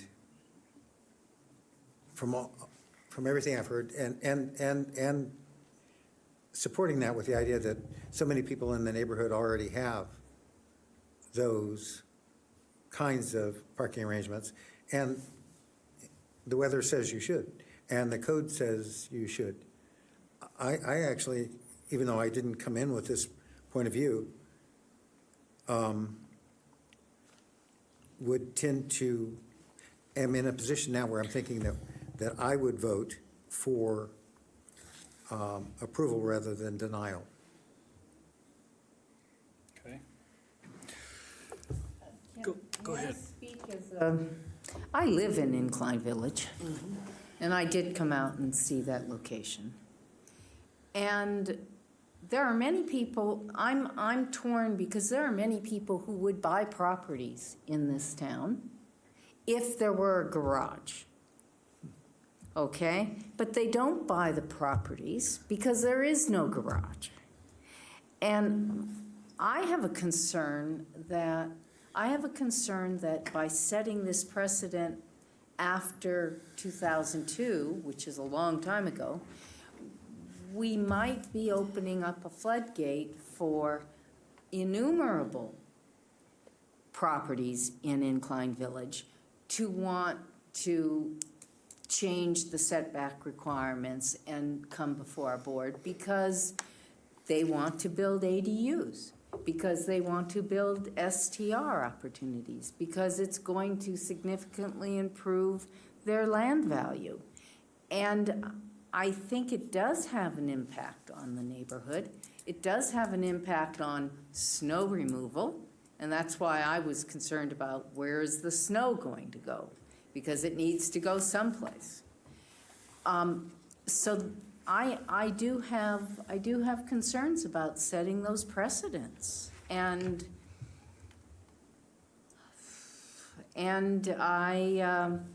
while I certainly understand the concept of digging out your car, I feel for that. I am also concerned, and I suppose I could ask the question, what the other people on the street, how many people have garages versus how many don't, and how it will impact the neighborhood. Because my primary concern is, I've often said, is the people in the neighborhood and immediately affected, and what are their views. And I'm concerned that the Housing Association made the comment, but I'm more concerned about setting a precedent. And so I'd like to hear your view as chair. Sure. So this is Rob for the record. If I remember correctly, they were mentioning that several houses around them and down the street already have this. So so that's already been established. I think that these people have an exceptional circumstance. It's, like they said, not their fault that the house was built where it is. I do feel for the snow and the child in this situation, and I would be, given all the information that I received, I would be in favor of approving this garage based upon the extraordinary exceptional circumstances. May I ask another question of the applicant, I think? Is that allowed at this juncture? I guess so, yeah, go ahead. The construction of the upper floor, the additional bedroom, what is the entry to that facility from the outside, from the inside? Is it part and parcel of the household? Eric Ostertag, property owner for the record. The proposal is that the garage, you would walk to a staircase and you could either go into the existing front entrance or up to that part of the house. They're all connected. Okay. Sure. Zeri Tavakoli. So yes, it's part of the home. It's 1,000 square feet, so it's just a little bit more space. So but it does double It's the part of our size- home, double yes. the size of the house. No, it doesn't double. If you're including the garage, but it's just a smaller space above the garage, just so we have a little bit more storage and can, have a guest over. Yeah, Eric Ostertag. To answer your previous question, I'm not aware in that neighborhood of any units without a garage. Okay, thank you.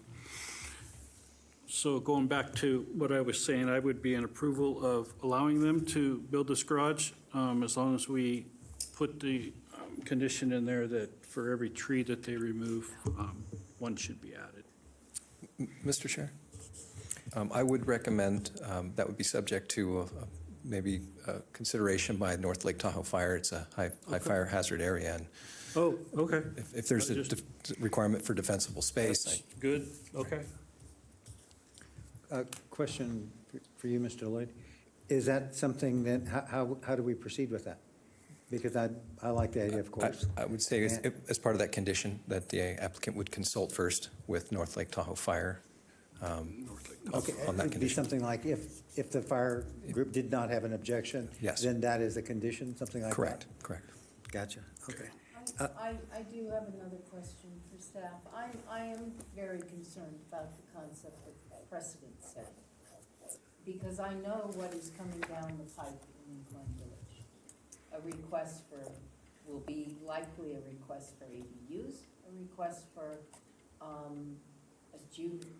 junior ADUs above garages. There will be discussions of STRs and so forth. And I'd like to understand better how this can be, I'm going to say, used against us in terms of changing the complexion of the Incline Village neighborhood. If I may, and correct me, I'm looking at my attorney here, correct me if I'm wrong, but I don't believe that this would set a precedent. Every application is subject to its own criteria, and it has to be approved based on its own merits. And so we would apply this findings based on the criteria established for each property separately. So I don't believe it would set a precedent. Okay. And on the snow storage,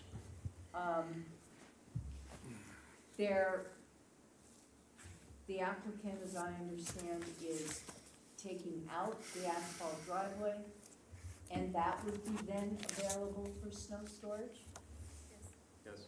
Is it possible, and I know this gets into the nitty-gritty of things, but if we're going to make this type of exception, in my mind, then we should be getting into the nitty-gritty. Is it possible to make that a condition, to make sure that there is that snow space for snow storage, or that that is not impaired or not. This is Julie Olander for the record. So that's in public right-of-way. So they cannot infringe on the public right-of-way. So this variance is on their property. So anything along the public right-of-way is still being maintained. The driveway will go through the public right-of-way, and that is allowed. They get an encroachment permit from the county to encroach on the right-of-way to access their property. However, that swath of 20 feet, which maybe isn't the norm up there in all places by any means, that will be maintained. That won't change. All they get is the driveway. Right, that's in front of the new garage, is that swath. I'm saying do they already have? They only get the one, they only have the one driveway. But they will be getting rid of that driveway. Right, but then I'll replace it with a new driveway. And the encroachment permit on the existing driveway will go away. There's no encroachment permit at this point. Yeah. So what you have is 23 feet of space. And they're allowed to use their garage to bypass the public right-of-way. But actually, the board doesn't have the power to condition a variance off of the property. So that public right-of-way is going to have to be maintained at one point or the other. All they're going to get is that certain amount of space to get to their driveway. Thank you. Mr. Staley. I want to thank Planner Olander for giving us more of the nitty-gritty, which I thought you did an excellent job on in the package. So we can be concerned about it, but we can also rely heavily on our colleagues in planning to have gone through that. And as a general statement, have we brought it back to the? Yeah, we're Okay. here. You know, this is one of the not every time things where this one's absolutely for me on the bubble. Both cases make sense. When that happens, it is my predilection to side with the person who owns property. And so that's the reason my vote would be to affirm their ability to claim this variance. Do you want to make that motion? I think didn't the motion get so chewed up? How many conditions were we adding? There was Nothing. one illegal one and one real one? The only condition that's been mentioned is the consultation with North Lake Fire in regard to the removal of trees. All right, would you do me the kindness then, if I'm going to do this? Can I give you an option, a possible condition to add? And tell me if this captures what you want it saying. Any trees removed will be replaced like by like, or I don't, how should I say that? Like for like? Like for like. Like for like, yeah, with the approval of the North Lake Fire Protection District. There you go. So any trees removed will be replaced with like for like. It doesn't sound like that. Is that right? Okay. With the approval of North Lake Fire Protection District. Okay, I'm not going to repeat that. What I'm going That's to do is fine. refer back It's to in the what you just record, said. so If we can that's just refer to it. the way to do this. Now, in terms of the motion, do we have a motion for acceptance, or just, it only has a motion for denial? So I would just change that, I don't have the motion in front of me. To move that we were able to make findings and sufficient to approve, is that correct? Yes, I apologize. I should have put another motion in there, I think, now. Also, subject, do you have findings available so that we can, I'm sorry, conditions available so that we can add those conditions as well? Yeah, I don't have it top, I can't put it up on the board. I mean, I can't put it up. So I would ask you to, should I just read it to them? How would be the best appropriate way to get the motion to them? I would just say, I would just change and say where it says. Deny. And it says, Say Washoe approve. County Board of Adjustment approve variance. Yes, And having been able to make all four findings as required. exactly. With conditions as identified earlier. Okay, Okay, we ready? perfect, yeah. I move that after giving reasoned consideration to the information contained in the staff report and information received during the public hearing, the Washoe County Board of Adjustment approve variance case number WPVAR 23-0001 for Eric Ostertag, having been able to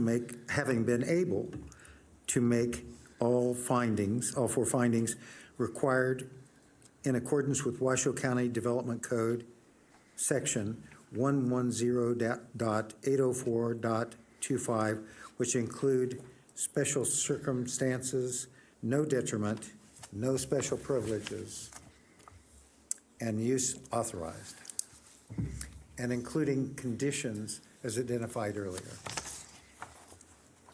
Do we have a second? This, I second. all those in favor, say aye. Aye. Aye. Opposed? Nay. One nay. Motion passes. Thank you. Okay. That takes us to variance case number WPVAR 23-0002 for Egert, and it is, sorry, Courtney. Planner Courtney. Mr. Chairman, before you begin, Commissioner Julian, did you want to make a disclosure at this point? Yes. Oh, sorry. Sorry. Yes, I want to disclose that I did have a very brief conversation with the applicant's architect a couple months ago. We did not talk in specific about this project at all, and I did not even know the name of the project or where it was located, so I'm just stating that for the record. Okay. Okay. All right. I just got request for a break. Can we just take a 5-minute break real quick, No please? problem. Sorry about that. Yeah. So it's 3:12. I ran Be out back in just 5 before. minutes.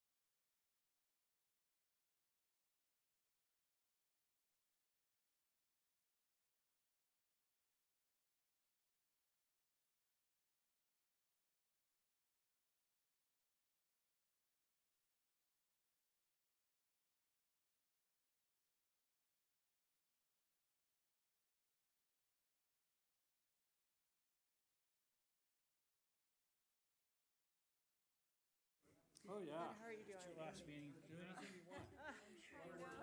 Oh, did it? Your back is better? A little bit better, yeah. It's my first day back in office.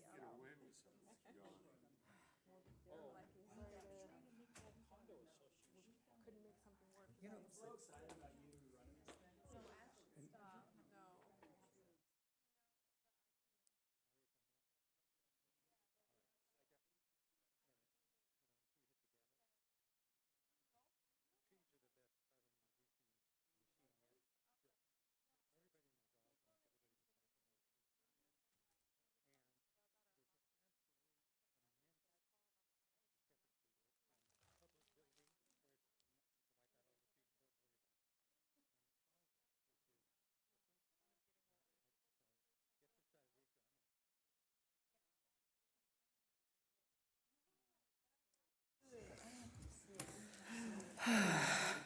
Send them down to my house. Water.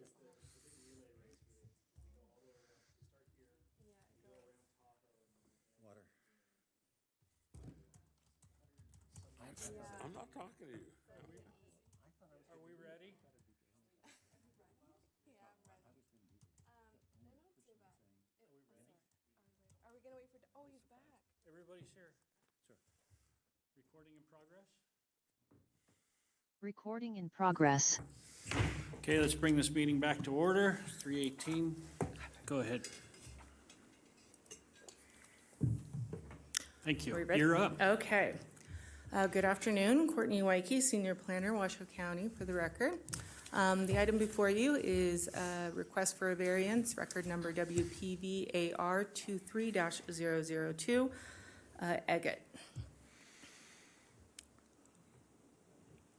The request is to vary 2 front yard setbacks and 1 side yard, to construct a garage with living space both above and below, and to increase the maximum height of a front yard fence. We'll go into more detail in a couple of slides. The subject property has a regulatory zone of Tahoe area Crystal Bay, and the lot size is 8,581 square feet. The parcel is bordered by 3 local roads: Teresa Court to the west, Tuscarora Road to the south, and Wasu Road to the east. The property is developed with a 1,378 square foot single-family dwelling built in 1936 and a 740 square foot detached garage built in 1999. The applicant indicates the existing detached garage would be removed to meet maximum coverage requirements as required by the Tahoe Regional Planning Agency to construct the new garage with living space. The existing residence is highlighted there in green, and the garage to be removed is highlighted in red.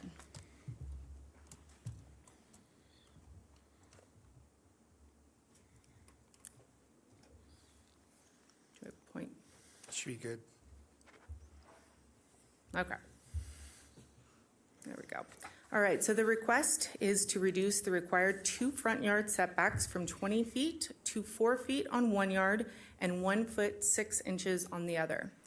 The request also proposes to reduce the required side yard from 5 feet to 3 feet and to increase the maximum height of a front yard fence from 4 feet to 6 feet. The variance is intended to accommodate a new 2-car garage with 1 accessible parking space and an accessory living space above and below, totaling 1,776 square feet. The proposal also includes a heated corridor connection to the primary residence, roughly averaging about 490 square feet, which is to be solely located within the required front yard setback. This is a slide demonstrating the buildable area with the existing setbacks, and the area shown in white is that buildable area. As discussed, the parcel is bordered by 3 local roads. All street frontages require a 20-foot front yard setback. The site plan above shows the allowed buildable area of approximately 3,060 square feet with the existing setbacks. This slide is demonstrating the portions of the proposed structure and corridor that are outside the required setbacks. That is shown in red, and I guess the blue kind of purple is the existing required setbacks. You can also see there that the existing residence and garage both are encroaching into the required setbacks as is, so basically non-conforming. To go into a little bit more detail on where the required setbacks or the requested setbacks are, to the north there, I don't know if my clicker here, is proposed to be 3 feet 6 inches versus the required 5. 4-foot setback to the enclosed or covered entryway. And then to the south here is proposed a 1-foot 6-inch setback. Both this property or yard and this yard both require a 20-foot setback. And then as you can see, the covered access corridor is located solely in the front yard setback. Now we'll look at a few of the elevations. So this is the south elevation demonstrating a proposed 4-foot front yard setback. Note that the requested increase in height for the front yard fence or wall to 6 feet is almost directly on the property line, with the covered porch at 4 feet. And that red line there, throughout the slides, you'll be able to tell where the property line is. This is the west elevation as seen from Teresa Court, demonstrating a reduced side yard on the left from 5 feet to 3 feet and a reduced front yard on the right to 20 feet, or of 20 feet to 1-foot 6 inches. This is the east elevation on the opposite side or rear of the structure, demonstrating those same setbacks. This is the south elevation demonstrating a proposed 4-foot setback with the proposed 6-foot wall at the property line. Now we'll look at the proposed floor plans.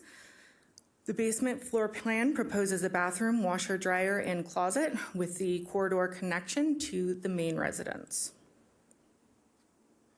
The garage level floor plan proposes to accommodate 2 parking spaces, with 1 being built to accessibility standards and an attached deck. The second floor plan is proposed as open workspace. All 3 levels would gain access by both an accessible elevator and staircase. Here is an image picture taken from Teresa Court. The application indicates that they have already been granted approval from TRPA to remove the large pine tree shown there, and the bear box would also need to be relocated. This is a view from Tuscarora Road looking north, demonstrating the approximate location of the proposed garage. So a little bit of history on this parcel.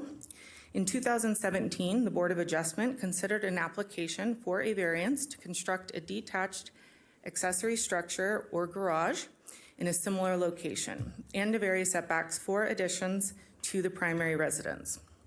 At that time, staff made a recommendation of approval. The Board of Adjustment approved the application on February 2nd, 2017. An appeal was subsequently filed by a neighboring property owner, Brian and Terry Nelson. The appeal was considered by the Washoe County Board of Commissioners on March 17th, 2017. The board considered the reports transmitted to the board from the Board of Adjustment and affirmed the Board of Adjustment's action to approve variance 16-0007. The action order was included as an exhibit to the staff report. The above site plan illustrates the previous setback variance request, and I apologize, I need to take a little sip of water. Running out. Okay. It's important to note the standards and conditions used to evaluate the previous application have since changed, and staff's analysis today is based solely on the subject variance in current regulations or standards. In 2021, the Tahoe Area Plan was adopted by the Board of County Commissioners, and certain standards for the subject property's regulatory zone, Tahoe Crystal Bay, have since changed. The previous regulatory zone of medium-density suburban required a minimum width of 80 feet. The 2021 Tahoe Area Plan stipulates minimum widths are based on a parcel size. In this case, the parcel is 8,581 square feet, requiring a minimum width of only 60 feet, much of which the parcel meets. The staff report goes on to state the combination, and to quote, "The combination of snow, ice, steep slopes, and shaded streets can make for hazardous conditions when backing out of the driveway. The applicant is proposing to move the garage to the west end of the property so it can be accessed from Teresa Court, which is fairly level and a much safer access point. While this may be true, the current location and size of the proposed detached accessory structure substantially encroaches further into the required yard setbacks from the 2017 approval that were not a consideration in staff's previous recommendation of approval. The previous submittal proposed a front yard setback on Teresa Court of 10 feet to now 4 feet, and an 8-foot to 1-foot setback on Tuscarora Road for the front yards, both of which, as stated, require 20-foot setbacks. And the east side yard setback has also been reduced from 5 feet to 3 foot 6 inches. The current application also proposes a new covered hallway connection to the primary residence to be located solely in the front yard setback, adjacent to Tuscarora Road, versus the previous proposal was for a paved pathway, which would not have been subject to the required setbacks. And the site plan here demonstrates what was requested back in 2017.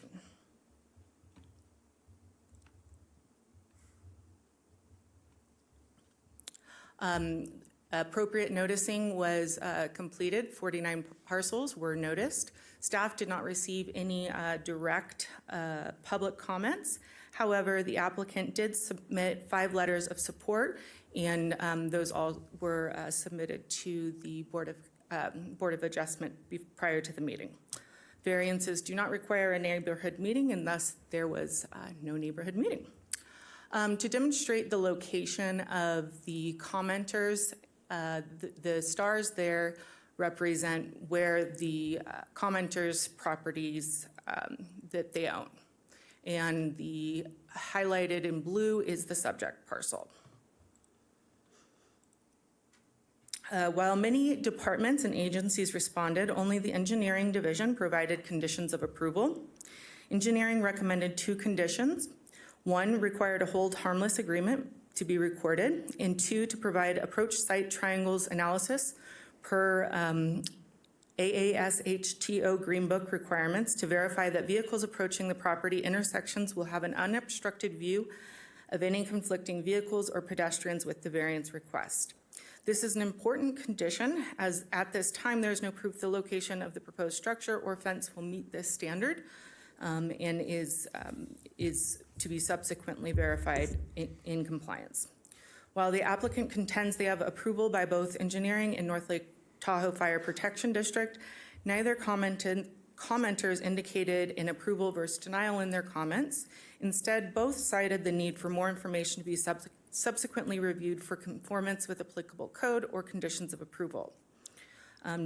North Lake Tahoe Fire Protection District Fire Marshal John James, to quote, indicated that he has had conversations with the design professionals about fire apparatus access, and this element appears to be reflected in this package. North Lake Tahoe Fire will review it for code compliance at the time of formal submittal. There was no other comments from North Lake Tahoe to staff.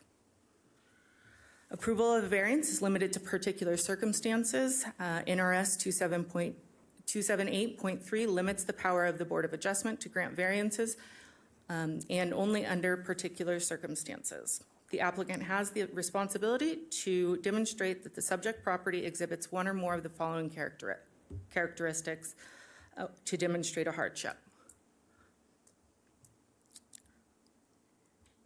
We'll go through that now. Exceptional narrowness, shallowness, or shape of a specific piece of property. The applicant's property was originally a rectangular shape, approximately 40 feet wide by 43 feet deep. The house, built in 1936, was later determined to be constructed over the property lines. A boundary line adjustment was approved for the east end of the lot, abutting Wassoo Road, so that the house was no longer straddling the property line. This resulting boundary adjustment made the east end of the property 82.2 feet wide. Even with the boundary line adjustment, the existing house, deck, and both accessory buildings still encroach into the south yard setback. However, all structures are now located on site. The BLA is shown in the green hatch marks there, demonstrating the widening of the east property line. Because the property is located on the end of the block, 3 sides of the property are designated as front yards. The existing buildable area is 17 feet wide on a little less than half of the lot, while the buildable area on the west side is narrow, 40 feet in width by 63 feet in depth. There's a substantial building area to the east, 82 feet in width by an average of 82 feet in depth, allowing approximately 3,000 square feet or 36% of the parcel size to be developed within the required yard envelope.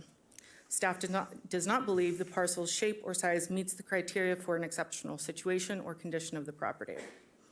2, by reason of exceptional topographic conditions. The parcel does not have exceptional topographic conditions, as approximately only 2,400 square feet have 16 to 30% slopes, and the remaining 6,000 square feet, or 71% of the parcel, have only 0 to 16% slopes. The slope of the applicant's property is not unique to the subject parcel. Parcels surrounding the subject parcel all have similar slopes and are developed similarly with single-family dwellings, and therefore does not present unique circumstances. The applicant contends there is an extraordinary and exceptional situation or condition of the property due to the parcel being bordered by 3 streets. Important to note, setbacks are intended to create a buffer area which protects structures from the road and provide appropriate line of sight, as well as supporting aesthetic considerations. This could be considered a self-induced hardship, as the parcel has always been bordered by 3 streets and is not a new or previously unknown condition or limitation of the property. The applicant goes on to state, due to extreme snow conditions, the existing single-family residence is nearly inaccessible in the winter months due to its location and design. The applicant further states, due to the owner's health conditions, an accessible garage and living space is needed to support year-round use of the property. While staff certainly empathizes with the applicant's circumstances, staff is required to analyze the request based on findings of fact per NRS, and in this case is unable to make this finding because there are no special circumstances applicable to the subject site. Approval of a variance would impair the intent of the development code. Virtually eliminating the front and side yard setbacks could have negative impacts to the neighboring properties and existing road conditions for needed drainage, snow storage, and aesthetic considerations. I see I'm over my time. Keep going. Do you want me just to keep going? Okay. I apologize. We'll just briefly summarize the actual specific findings. So 1, special circumstances. The strict application of the regulation does not result in exceptional and undue hardships upon the owner of the property, as the owner is not being deprived of developing the property in the same manner as surrounding properties. The parcel is already developed with a single-family dwelling and garage. No detriment.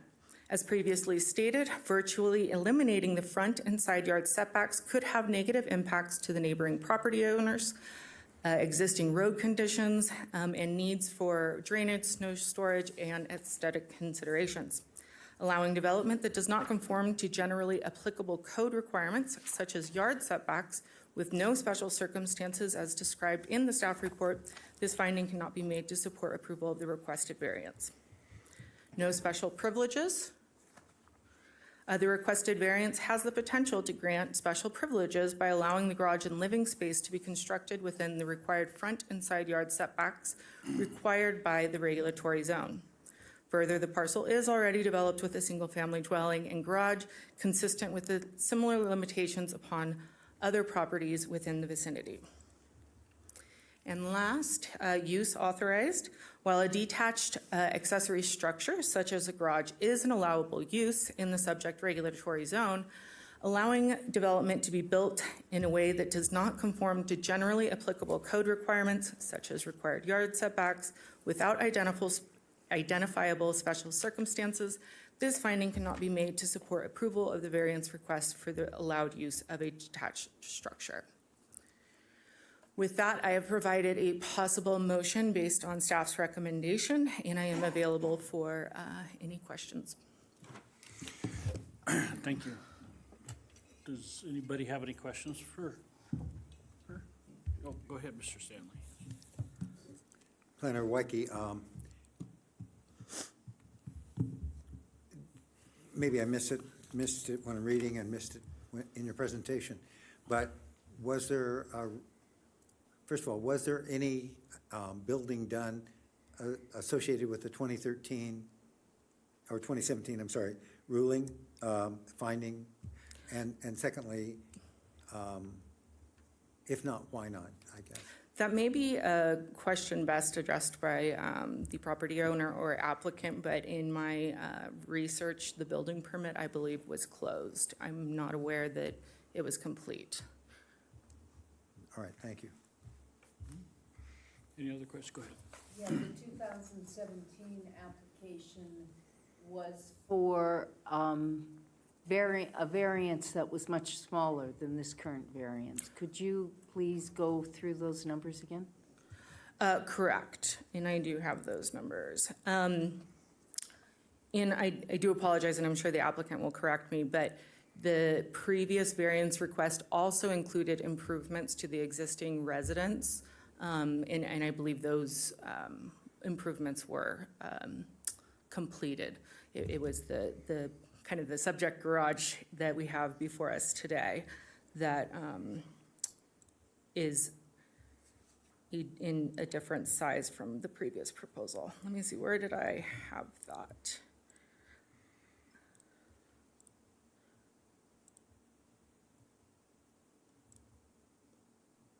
Oh, I see. It's actually on page 45. I see it there. Oh, I know. Oh, I'm almost there. Sorry. No, why can't I?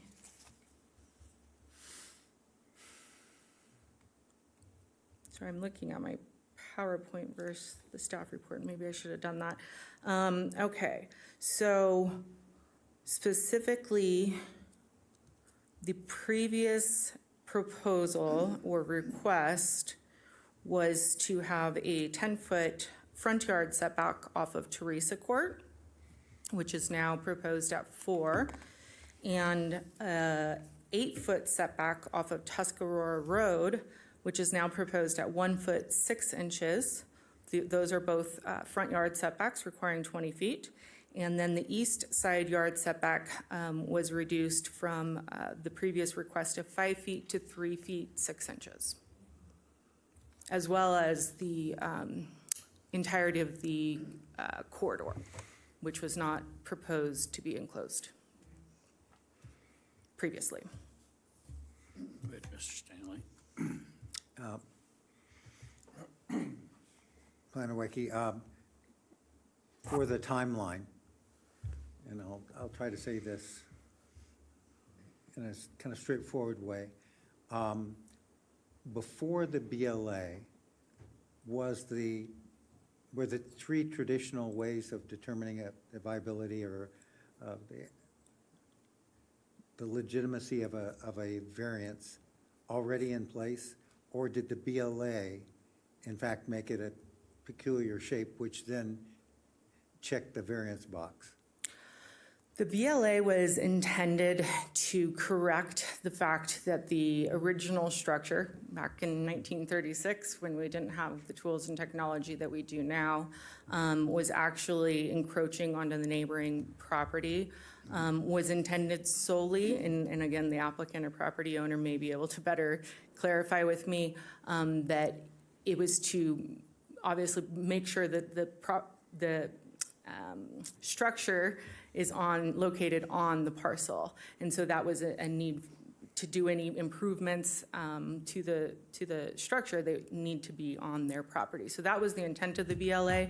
As far as whether or not that would have any impact on a future variance. If anything, I would say that that brought the parcel more into conformance and would less likely be I see. maybe in support of a variance, because it's Thank you. wider and it's coming more into conformance. So the argument is almost the opposite. And this was, if I, pre the 2017 ruling, though? Correct. Okay. All right, That was thank you. already in place, I believe, in 1999. There was a lot of history to this parcel.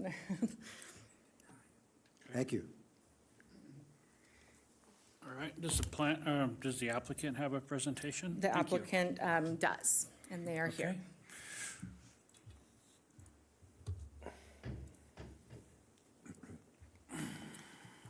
Mr. Chairman, members of the board, my name is Robert Angris. I'm an attorney. I moved to Incline in 1977, worked for Frank Dakin drafting legislation, and then started practice in 79. I've seen a lot of these things. I lived in Incline for 23 years. Mr. and Mrs. Eget are facing some crucial issues. I'm going to make a few comments very briefly, piggybacking on the last challenge you had and dealt with, because you covered many of the issues. And then Mr. Ford will show you graphically what's going on with this lot. As Ms. Wyke said, 1936 is when the home, 1932, I believe, is when the roads were constructed. We have a disaster there. It's like Super Mario Brothers, and it's achieving a perspective on what's appropriate here under 278-300, Washoe County Development Code 110, and the Hillside Development Code, which has not been mentioned, but Mr. Ford will address, gives succor to this situation. One thing I would like to do is simply say that we have a concept in the law, with Brother Christensen knows well, which is called judicial notice.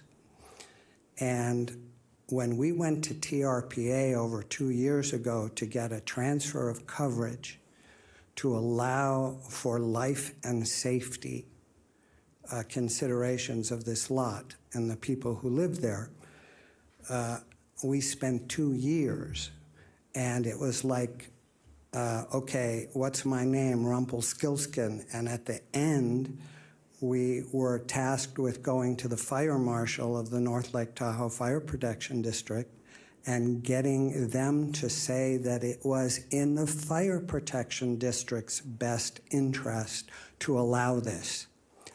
And we have it.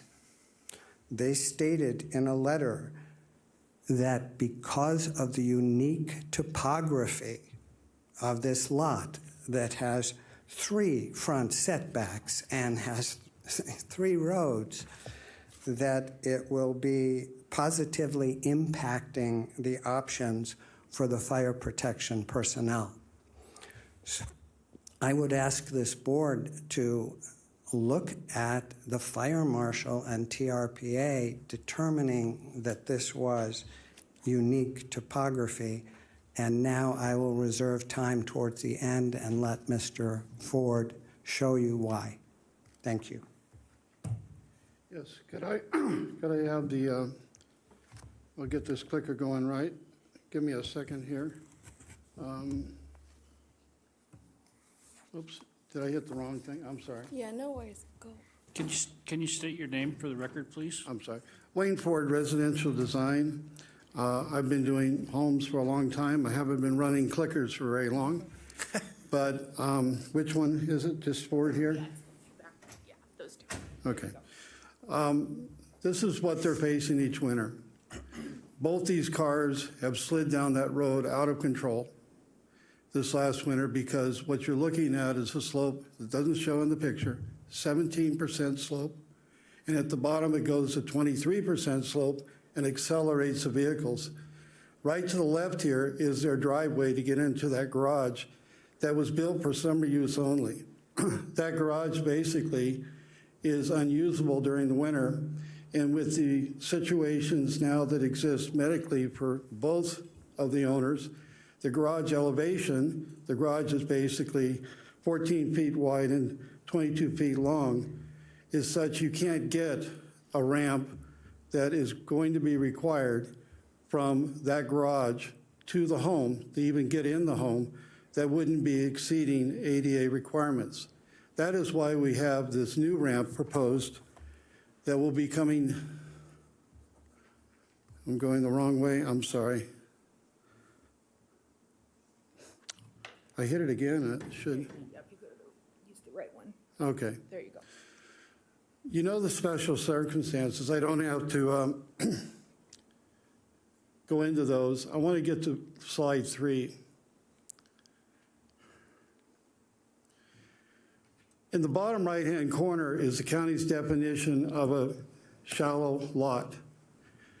When you apply that ability to measure this lot, both width and length, you come up with its average width at 40 feet, not 60 feet. And I did that on the site. You can see it there. So additionally, you can see the road slope below. You can see where it starts out at around 13% slope, accelerates to 17% slope, and then down to the 23%. In attempting to back out onto this road from that existing garage, it's impossible because vehicles coming down from above or trying to get up from below do not have any ability to slow down. If they do, they start sliding backwards. So I know you're probably concerned about the next one, and that has to do with whether this property meets the standard of a sloping property. A senior planner 2 years ago stated that the Hillside Development Code could be applied if a certain percentage of the lot was over 15% or greater. The report states that 16% of the lot is 16% in slope to 30% slope for 29% of the lot. So we're 9% over what would be considered under the Hillside Development Code to be a steep lot. The next area that deals with exceptional situation, obviously, I just made the case that the road did. But snow removal, Rich Thompson sent an email to me, and I have it available here. It basically stated that he had no snow removal problems at all. So I want to go to the reason that we have designed a bigger structure.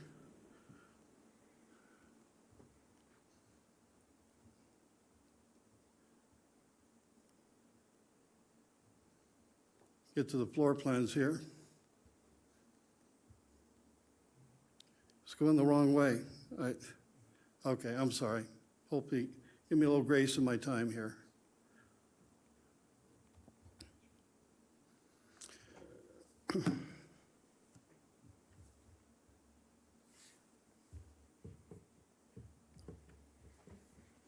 Part of North Lake Tahoe's review was that trying to get in off this street here is very difficult for an ambulance to position itself to get into the existing home below. What they liked was being able to come to Teresa Court, get into a garage where ADA capabilities exist. That's right here.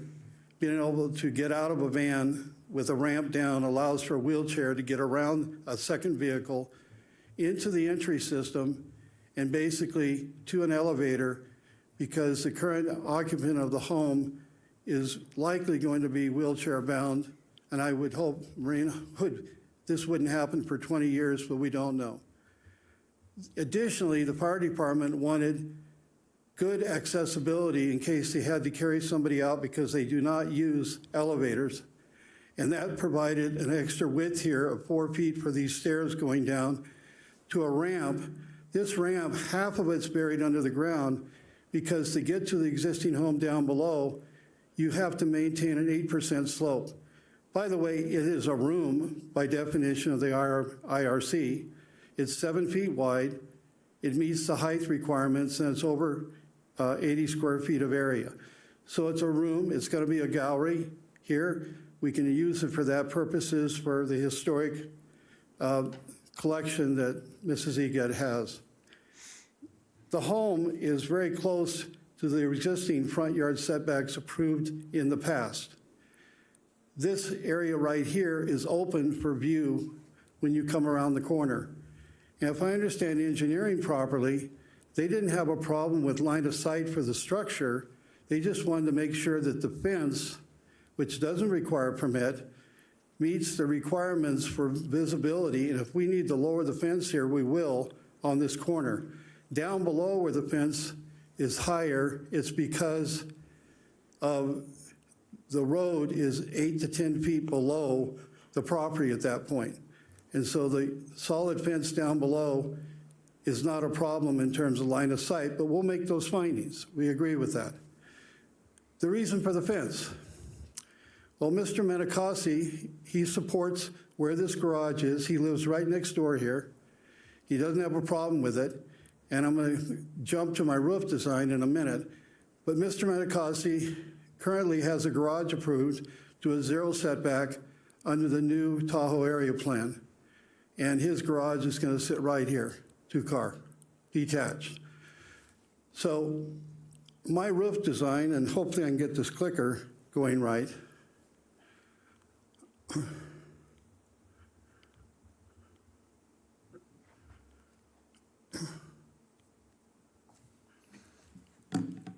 This matches the existing home. This roof here drops snow on this corner. Notice no snow is dropped towards the property line at all. This shed roof on the back goes totally on the rear deck off onto the major area of the property.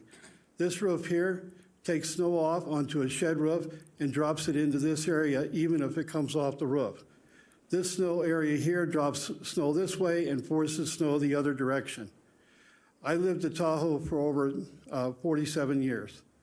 These kind of pitches and roofs hold the snow on. My home's an example. I have an entry system. The snow does not move off of it. I didn't have to shovel it all winter long because it was designed for the snow loads. Rich Thompson, in his wisdom of snow removal, he comes up this road with his trucks. He goes down Teresa and 2 lots over, 2 lots from this house, there's national forest land that will never be developed on the downslope. All the snow goes there with their loaders. So there's no snow issues. And the last thing is this standard for Crystal Bay. I wish I had could you put the slide back up showing all the people that approved the project under the staff report, where she located them? Yeah. She had stars on there. agencies. Appreciate it. I can tell you right now, Mr. Menikasi is a great neighbor, and he's doing this garage. Part of the reason for our fence is that he has an SDR rental. He's renting out the home as allowed under a permit for short-term rentals. So the people that come to use the home, they don't always know where they're going. And Mr. and Mrs. Eget have had people coming across the property, not realizing that that wasn't the property they were renting. She's had people down below taking pictures of her in her front yard because they love the look of the building, but she has no privacy because this restored home is something that is, if not actually historic, is probably one of the second homes built in that area that they painstakingly restored. So all that said, the rest of, I know she's trying to get the map. Across the street, Mr. and Mrs. Goldberg. They have encroachments into the front yard where it's 4 or 5 feet from the property line on their structure of their main home and the garage. The home basically above, this one right here, has a 2-foot, right here, the one that this one overlooks most. By the way, that home didn't approve. It was this one right here that gave us approval. And that one did give us a letter. I sent a letter in on this home here, Snyder. This one here right here did approve us. They have a home that conforms to the setback, 15 feet. This home here has a setback on the main home of 2 feet. This home down here will need a garage at one time. And then one that wasn't shown on here, on Paiute, I did the variance for it, and it has a garage at about 2 feet from the road. The standard in Crystal Bay is not 20 feet. It's 2 or 3 feet for many of the garages that are being built. So to sum this up, they really need this variance approved. It's not going to impact any of the properties around them. The road department supported it. The fire department wrote a very detailed analysis, and they're saying, hey, we want this so we can get to these occupancies, these occupants in this home. And finally, to finish up here, we're providing a parking space on Tuscarora as part of this project for their ambulance to park, if necessary. And that was part of our agreement. If you have any questions, I'd be more than happy to answer them. Okay, thank you. Let's hold off on our questions. Do we have any public comment? I do. I have Amanda Bloomer in Chambers. Amanda, please approach the podium and state your first and last name for the record. Thank you.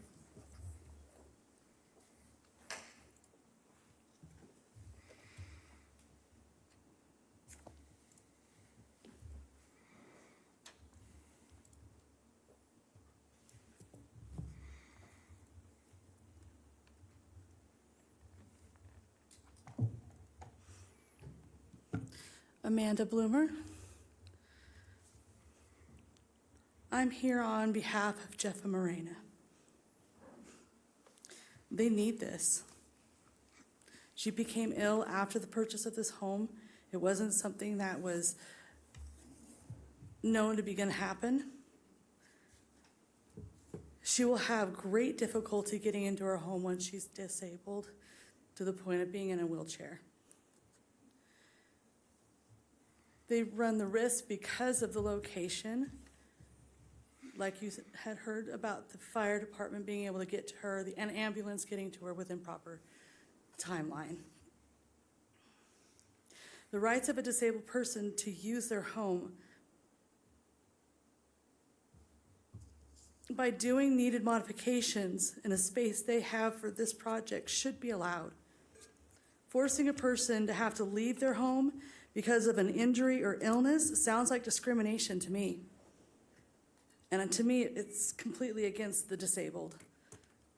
I pray that no one here ever has to have this experience with their own self, being in their home and being told that you can't do what you need to do in order to live there safely. And I just fall on the mercy of this board for this couple.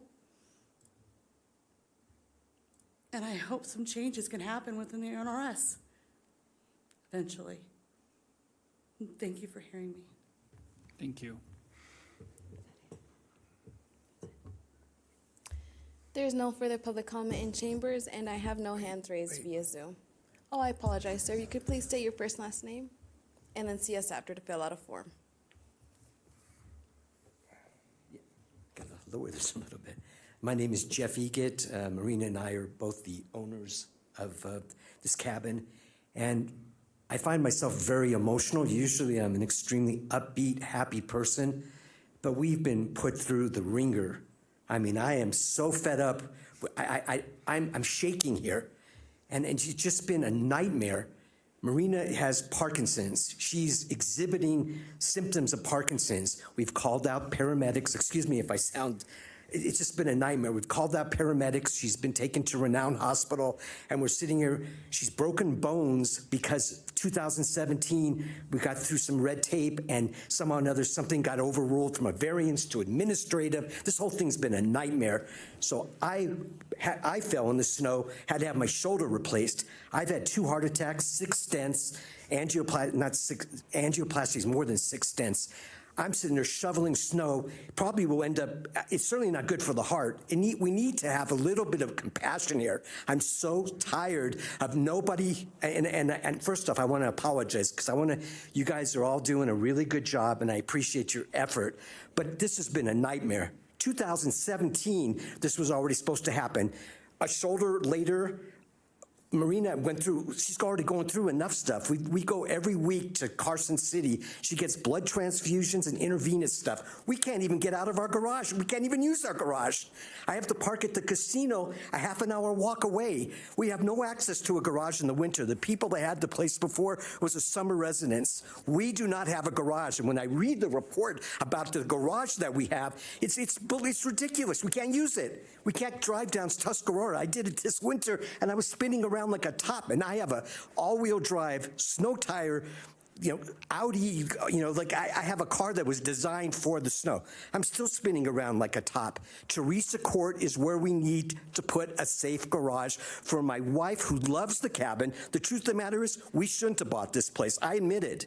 But she loves it, and it's a part of her life. And it's like for us to have to move because we don't, it just doesn't make any sense. There's a remedy to this. We're not trying to build a mansion. We wanted to do something that we could really enjoy and respect our love for Lake Tahoe. That's what this is about. Sorry for my tone.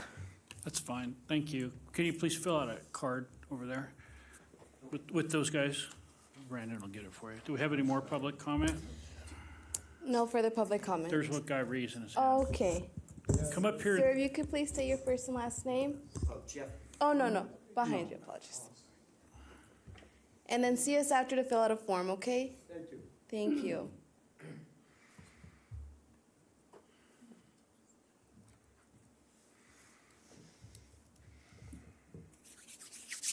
My name is Steven Sanchez. I want to do just a brief show and tell in real life, just 3 to 5 minutes, and I thank you all for listening. I am recent, graduate of University of Wyoming, and in light of everything, COVID recovery and allocation of the buckwheat funds and safety measures, I have an idea, and I would like to formally address the council within reason. Sir, this is public comment on this specific item. There's a tag on everything as it concerns safety measures on the highways as allocations to. Sir, you'll have a chance to speak about that later public comment, correct? This is for this item only, but you will have a chance after we're done with all the hearing items. That's okay. Just come over here and fill out a form for me, and I will call you up when it's your turn. Thank you, Mr. Secretary. Okay, thank you. Thank you. All right, do we have any questions for planner or applicant? Go ahead, Mr. Stanley. Thank you. I think this question is for the applicant. And so if you'd be kind enough. Yeah. Tag, I'm it, I guess. One of the questions I'd ask. Is this on? Yes. It will be. Just state your name for the record, please. Okay, Wayne Ford, residential design. Thank you. Mr. Ford, I was trying to get some clarification on what had been done earlier on the 2017 approved variance. And we got some information on that. I think Mr. Angus could really answer that for you to your satisfaction. Sure. Thank you. I had intended to comment on that. That was a procedural matter. The EGETs did whatever the county told them to do. The county did not tell them that they needed a special administrative permit or a waiver of such. And when Judge Breslau went through it, for a very long time, he upheld all the findings on the variances, but on procedural grounds, he said that we had to start over because we had not gotten a special administrative permit or waiver. And this time, forewarned, we asked the county and they told us we did not need it. So that was the significance of 2017. Now, staff has said that things have changed, but they haven't changed in terms of the hillside development. They haven't changed in terms of the exceptional slope and the fact that this property is bounded on all three sides by roads. And as I was mentioning with the Lake Tahoe Fire Protection District, we agreed with them to create a staging area where nothing can exist except that staging area, so they can park an engine or an ambulance, because they're sliding down. And so to summarize, in 2017, the variance essentially timed out due to a lack of form? Yes, in 2017, the Board of Adjustment approved it as exceptional circumstances. The County Commission approved it. Understood. I was just wondering what the outcome of that was, and I think you've explained that. Yeah, Thank you. we got timed out, like you said, sir. Okay. I have a follow-up on that, please. Kathy Gillian, for the record. I want to understand how the request for variance got larger with this second request here in 2023 versus the one in 2017. And what has changed in terms of the design of the facility? I know you did not have the ramp, the indoor ramp in 2017, but you had a smaller footprint for the garage, which allowed for a greater setback. What changed in that design that led to this being a much tighter setback? Okay, I will say the word Parkinson's and heart disease and let Mr. Ford answer the architectural question. Yeah, what drove us to have to go to TRPA for some special findings under their life and safety was that their minimal garage, the one that Mr. Borelli showed, no longer would allow for reasonable access for a van, and having a van that basically had a side entrance or rear entrance that could allow a wheelchair out of it and still not run into another car. Most people need two cars at Tahoe, especially ones that have disability issues. They need one van, and that's going to be in the future. And then meeting with North Lake Tahoe Fire Protection, they said, well, we don't carry people out of a residence using an elevator, no matter how big the elevator is, because it can fail. We have to bring somebody up from a stair system that is adequate in width to get them up on a carry unit to get them out of the home. And then, of course, the approval of the variance, and I don't want to expose a good friend of mine, but I may have to here. The walkway that was shown from the garage to this board, or the previous board, to the home, there was no coverage to put that in.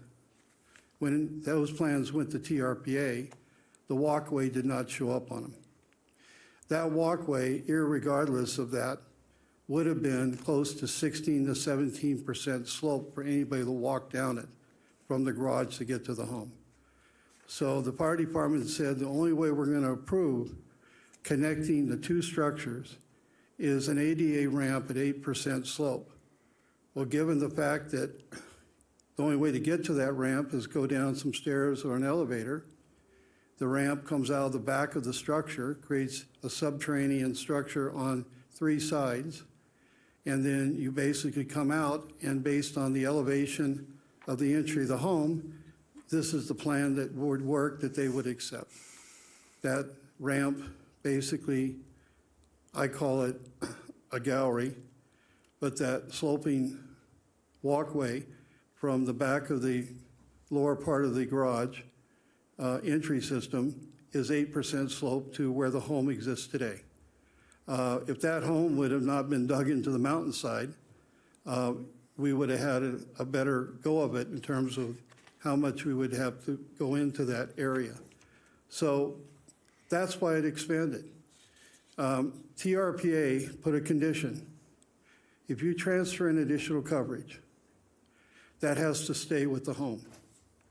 If anybody comes in the future and they don't want to keep the house when it sells, and it's torn down and somebody wants to build a new home, which would probably be required to come in and get a variance,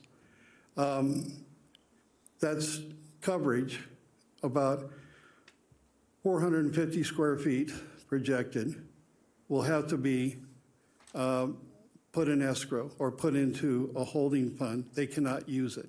They can sell it, but they can't use it for new development. So they recognize the hardship here in saying, we'll give you the right to transfer in the coverage for the bigger home's garage, entry system. But if anybody in the future wants to redevelop that property, they will have to work under the correct land capability. And Board Member Julian, that property was designated 1A, 1% allowable coverage. What we went through in addition to the 2 years was getting it correctly mapped as class 6 and 4. That's about as far off as any agency I've ever seen in terms of verification of land capability has ever been off. So we had to straighten that out first. And that took a lot of talk about what the natural slope was versus what was excavated in 1936. That was not a fun adventure, but fortunately, technology has allowed us to do that. So we had to deal with that first. And then they said, yes, this can be bigger for the needs of these people, especially for the needs of these people. We're not setting a precedent. And we have all the property owners around us saying, hey, it's great. We want to see them enjoy their home for the years to come. Have I overdone my answer? Okay. Any more questions? That's why it's the size it is. Okay. Thank you. Do you have any more questions? None? Okay, I'll bring it back to the board. What do you guys think?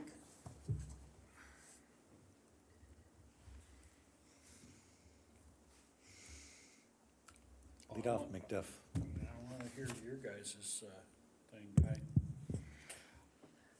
Go ahead. Well, as a resident of Incline Village and living up there, I'm simply concerned, and I drove through the area this morning. I'm concerned about the narrow streets. I'm concerned about the visibility. I am concerned that there simply isn't enough of a setback to accomplish some of the snowplow activity, the driving activity. I suppose I do have another question about the fence. If the setback is 1.6 from the side, where is the fence in all of this? Is that 1.6 inches from the side? No, the current fence that is there is within the property setbacks. When we get up near the home, we will change that fence design. We only asked for it on one area there, and that was on Wasu and Tuscarora. As it gets closer up to the home, I showed a couple columns there, but it will go to a more open design so that we don't have any visibility issues, and we will run that through engineering. The roads, no matter where you go, and I respect your view on that, are narrow. I come back to something. Mr. Thompson from Snow Removal, he's been up there for at least 10 years, I believe, as our newest one handling it. And he is very honest.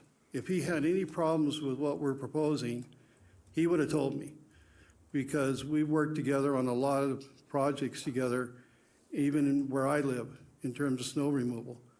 And this last winter was a real challenge. But it was a good sounding board. He doesn't believe that there's going to be any problem with his ability to remove snow.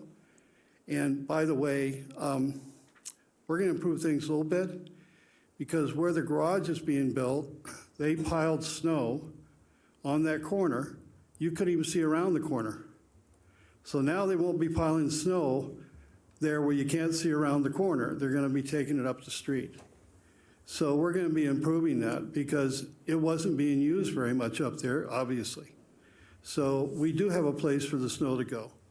And when it gets really bad, they bring a loader in.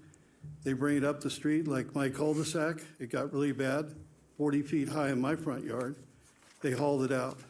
They had to. So that's, I hope, is not going to be our norm. But at least what we're putting there will be more visible during the winter as far as that turn than where the snow was plowed last year.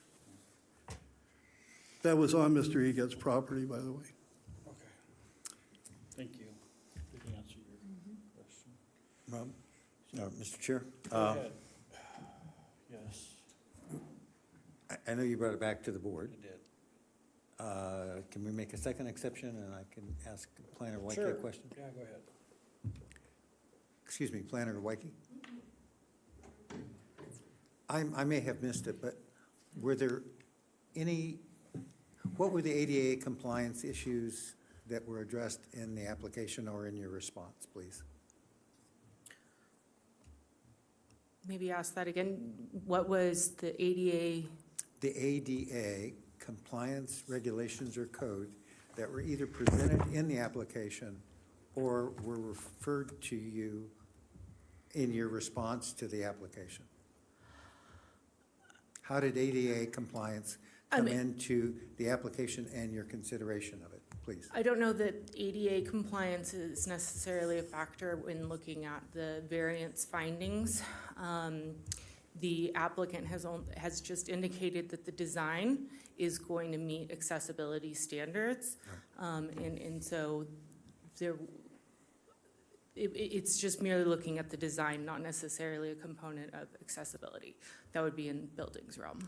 All right, To make sure it's compliant. Thank you. Okay, now let's bring it back to the board. Okay.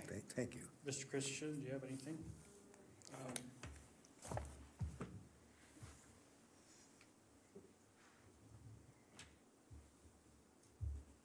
I wish that I had surveyed this thing as my colleague has this morning. But based on what I've read, I see no reason to deny this application. It's very thorough. Nothing sticks out at me as being beyond the purview of this board or, frankly, common sense. So my thought is to not deny. Based upon exceptional or extraordinary or?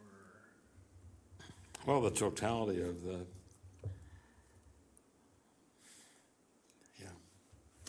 what you just said. Nothing specific just comes and sticks out in my mind. Yes, it's an exception, but. I think we have to have some kind of extraordinary or some kind of. Yeah, there's nothing extraordinary. Correct me if I'm wrong. That is correct, and if I may, you may want to elaborate some on those findings, specifically that the hardship finding. You may want to look at the steepness of the slope within the front yard. I think that was brought up by the applicant. Maybe the narrowness of the lot at that location, something to that regard. But you will need to provide some elaboration towards that finding. Yes. If I may just give us a moment here, when DDA Large mentioned exceptional circumstances, it strikes me that the ADA compliance issues in ADA situation would be exceptional. Would that be regarded legally or within code to be the case? If I could, maybe you want to jump in. What you are tasked with is looking at the hardships based on the specific hardships based on the constraints of the property. Not a physical hardship of an individual, but the constraints on the property. Oh, I misunderstand. The statute reads, and I'm going to read you the specific provision, or other extraordinary and exceptional situation or condition of the piece of property would result in the peculiar and exceptional practical difficulties to or an exceptional undue hardship upon the owner. In terms of that, Mr. Lloyd's correct. It has to do with the extraordinary and exceptional situation or condition of the piece of property itself. As Mr. Lloyd suggested, the intense slopes on the front end of the property as an example. That could be one of your findings. Thank you.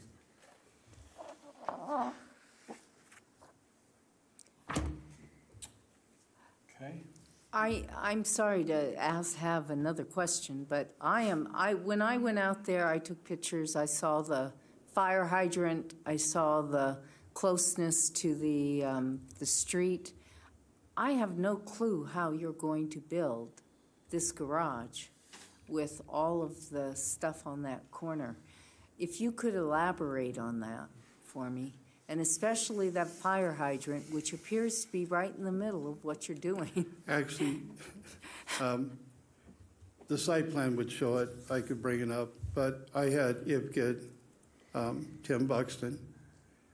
He went out and looked at their sewer system, looked at the hydrant, looked at the water lines, specific sewer system and the hydrant. The hydrant is not going to be a problem. It's not within our building area whatsoever to be disturbed. The sewer system is off of the property. It's in the Tuscarora right-of-way, about 1 or 2 feet over. So we won't be disturbing any of that.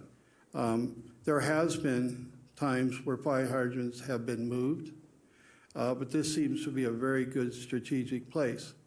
John James, he came from South Lake Tahoe as a fire marshal. His expertise is accessibility and evacuation.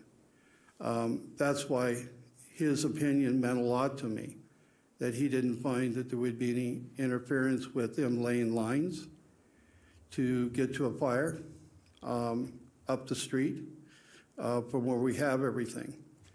In fact, this last winter, because of where snow removal was going, we all adopted hydrants up there.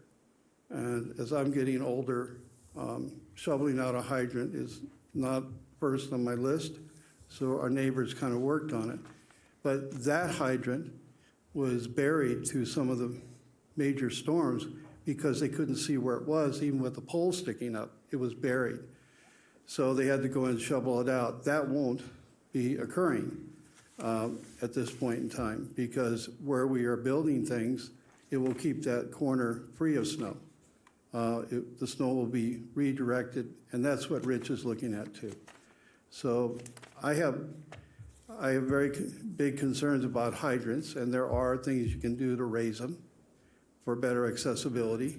That's been done, but it was nothing suggested by the fire district that we had to do anything there at all. Hope that answers your question. Thanks. Thank you. Okay, can I get a motion? Or do you If have I more may, discussion? if I may ask Mr. Lloyd, it seems to me that the conditions that are exceptional don't exist on the property per se. They exist on the access to the property, and that, you know, you're asking us, not you particularly, but by trying to grant this application, it would be special circumstances that are not occurring because of the property per se, but the slope of the road and the conditions of access as they exist now are intractable. And I would say this is an improvement if we grant the variance by putting that garage over on the other side. But this board is governed by ordinance and by statute to make the findings for a variance. For instance, in this case, you have a property that's bounded on 3 sides by a road with 20-foot setbacks. That's extraordinary and exceptional in and of itself. You have slopes. This board could find those slopes are enough. This board could find that the combination of all three of those factors are enough. The movement of the driveway from one area to another, it is essentially what they're seeking on this in part. That would be an improvement because of the exceptional circumstances that the road places on the property. That's the type of thing in terms of the property itself that the NRS is getting at when it talks about this. The way the NRS reads, it's narrowness, shallowness, or the shape of the specific property, or this, or that, or this. What they're saying is, it's not one thing or the other. There's going to be situations where, because no two pieces of property are exactly alike. You may have an extraordinary circumstance that makes this thing. And what they're saying here is, and what this board is tasked with doing is, can you make that finding? Is this a situation where you can make that finding? If it is, then you could approve the variance. If it's not, then this board can't. And but that's your purview. Okay. Thank you, I think. Any other discussion? No? Oh, Mr. Stanley. Would you like to A couple make of a brief motion? things. Okay, go ahead. I'm struck and have actually talked to the senior planner, Waike, about the complexity of all the predecessor actions that took place here that led these people, in my view, led these people down a road that then somebody closed off the road. And I understand by code you need to, unless, as was mentioned, we find or agree, or whoever dissents finds, that the combination of slope and 3 20-foot easements is sufficient to justify a variance. And I'm inclined to think that way. I agree with you. I think it's got definitely extraordinary and exceptional circumstances, given the lot, the roads, and everything that goes in with it. And so I would lean towards the side of approving the request, but that's just me. I would only want to, again, I'm asking on the issue of precedence, because what we don't need is for everyone on these streets up there, based upon my drive-through this morning and other times, to decide that they also want to build a 2 or 3 story garage complex with very little space between them and the road. So again, the concern is on the precedence, because this is an accident waiting to happen up there in terms of fire evacuation. Wausau Road was 1 lane, and it's just crazy 1 lane. And this is just, so that's my only real concern here, is that we're not going down this slippery slope to everyone. And then we have the planners who come in and say, and here's where it happened, here and here and here. And then what's the point of having a code? So, and the second point is that any kind of construction here needs to be well thought out and planned and conditioned in terms of noise and disturbance, because you have no margin of error up there for building anything, because there's no room. Understood. Thank you. Would somebody like to make a motion? I'm lost. As far as re-engineering that motion, I would defer to someone else, except that I support approving. Okay. I just don't know how Bob, to you want word to it. take this one, or you want me to take Go a shot ahead. at it? Go ahead. I prefer you did, but I will if you would like me to. Go right ahead. Go right ahead. All right. I move that, after given reasoned consideration to the information contained in the staff report and information received during the public hearing, the Washoe County Board of Adjustment approve variance case number WPVAR-0002 for Jeffrey Egret, having been able to make all four required findings in accordance with Washoe County Development Code, Section 110.804.25, which include absolutely special circumstances, no detriment, no special privileges, and use authorized. Do we have a second? I second it. Okay, all those in favor, say aye. Aye. Aye. Any opposed? Motion passes. Thank you. Okay, we're gonna take a 5-minute break, and then we're gonna come back. So it's 4:31, we'll come back at 4:36. Recording stopped. Thanks for stepping in.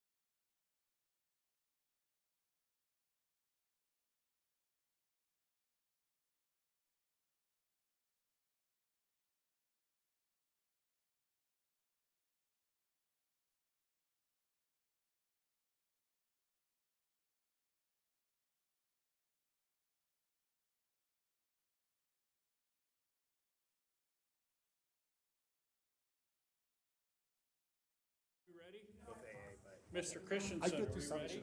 Yeah, that's how I got We're getting ready to start. No, we gotta go. Yeah, we do. No. Come on.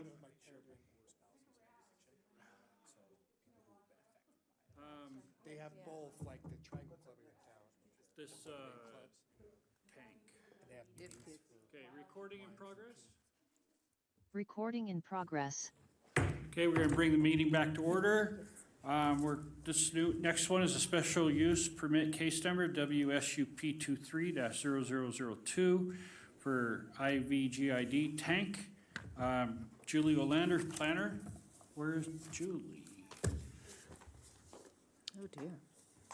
Okay. Well, Let's go to budget here. she's not here. Okay, so we're gonna hold that. We're gonna move on to the next one is, no, that's also Julie also. Hey, Courtney, can you run out and grab her, please? Thank you. Sorry. Oh.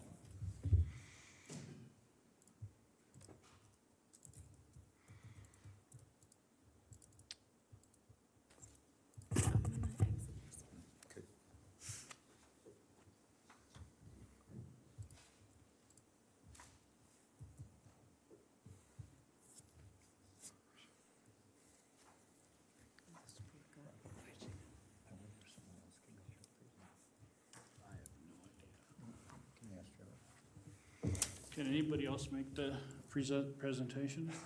No? I don't know that we were prepared for anyone else to Understood. present. I mean. There she is. There she is. Great.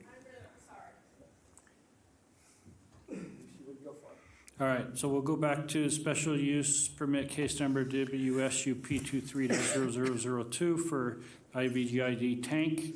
Presenting is Julie Olander, the planner. Okay.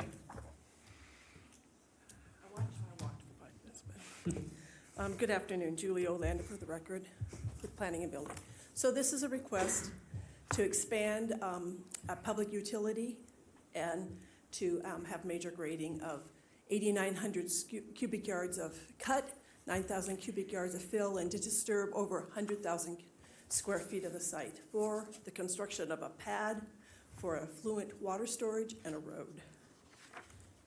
The request is also asking to modify standards for slopes greater than 3 to 1 slopes, revegetate and preserve erosion control and preservation of significant trees, and reduction of landscaping standards for civic use types. So the property is located up in incline, and it's a fairly large property, but they're only proposing to disturb the lower southern portion of the property. And you see that on the left. The regulatory zoning of this parcel is Tahoe Tunnel Creek on 67% of the property, and on 33% of the property, it's Ponderosa Ranch. The parcels to the north, south, and west have a regulatory zoning of Tahoe Tunnel Creek, and the parcel to the west is Ponderosa Ranch and Tahoe Mount Shadow. IVGID, or Incline GID, Water Resource Recovery Facility, is located, as I showed, in the southern portion, while the northern portion is undeveloped. The proposal is for the Incline Village GID Water Resource Recovery Facility, and the applicant is proposing to expand that use type. And because of that, they need the special use permit, and they're proposing to construct a 40-foot high, 90-foot diameter, 2 million gallon reinforced concrete affluent water storage tank. The request is also to disturb a portion of the site for the road, and the material that they have on the site, they're hoping to balance on site to lessen truck travel on the local roads. Here's a site plan of the proposed application. You can see the road coming in off of Sweetwater to where the tank is going to be located. There is an existing 500,000 gallon tank on the site, and that will remain for additional water storage. The new tank is going to be located in a the old affluent storage pond that's located next to the Mill Creek Dam. The tank is being located there to minimize the visibility of the tank. However, it will be visible from State Route 28, but there aren't any residential properties in the area to see that tank. The tank will be painted according to TRPA Scenic Protection Program requirements, and the existing roadway will be incorporated into the roadway to the tank, with the entrance off Sweetwater being paved, and where there are slopes 12% or more, they will also be paved. And here's where the tank was being located in that pond, and you can see it sort of lower there, and that's the reason they chose that site, so the visibility will be lessened a bit. They are proposing the 2-to-1 slope as one of the modifications is, and they're proposing 2 different types of treatment to those slopes. The double hatch is treatment A, and the sort of the less hatched one is treatment B. And here is a showing of what treatment A is. It has boulders and other things in it, where treatment B is just mulch, just going to be mulched. So the modifications, they have 4 of them. They're asking to grade slopes greater than 3-to-1, and that's just to minimize the disturbed area, lessen the fill material, and less impact to the site. And staff supports that. They're also proposing to not re-veg to preserve erosion control, and staff is also supportive of that because of the site and the soil that's on the site, which is primarily decomposed granite. It's also difficult to establish vegetation in that soil. And then also the applicant is going to propose to mulch it with pine needles, which will stabilize the area, so it'll address the erosion possibilities.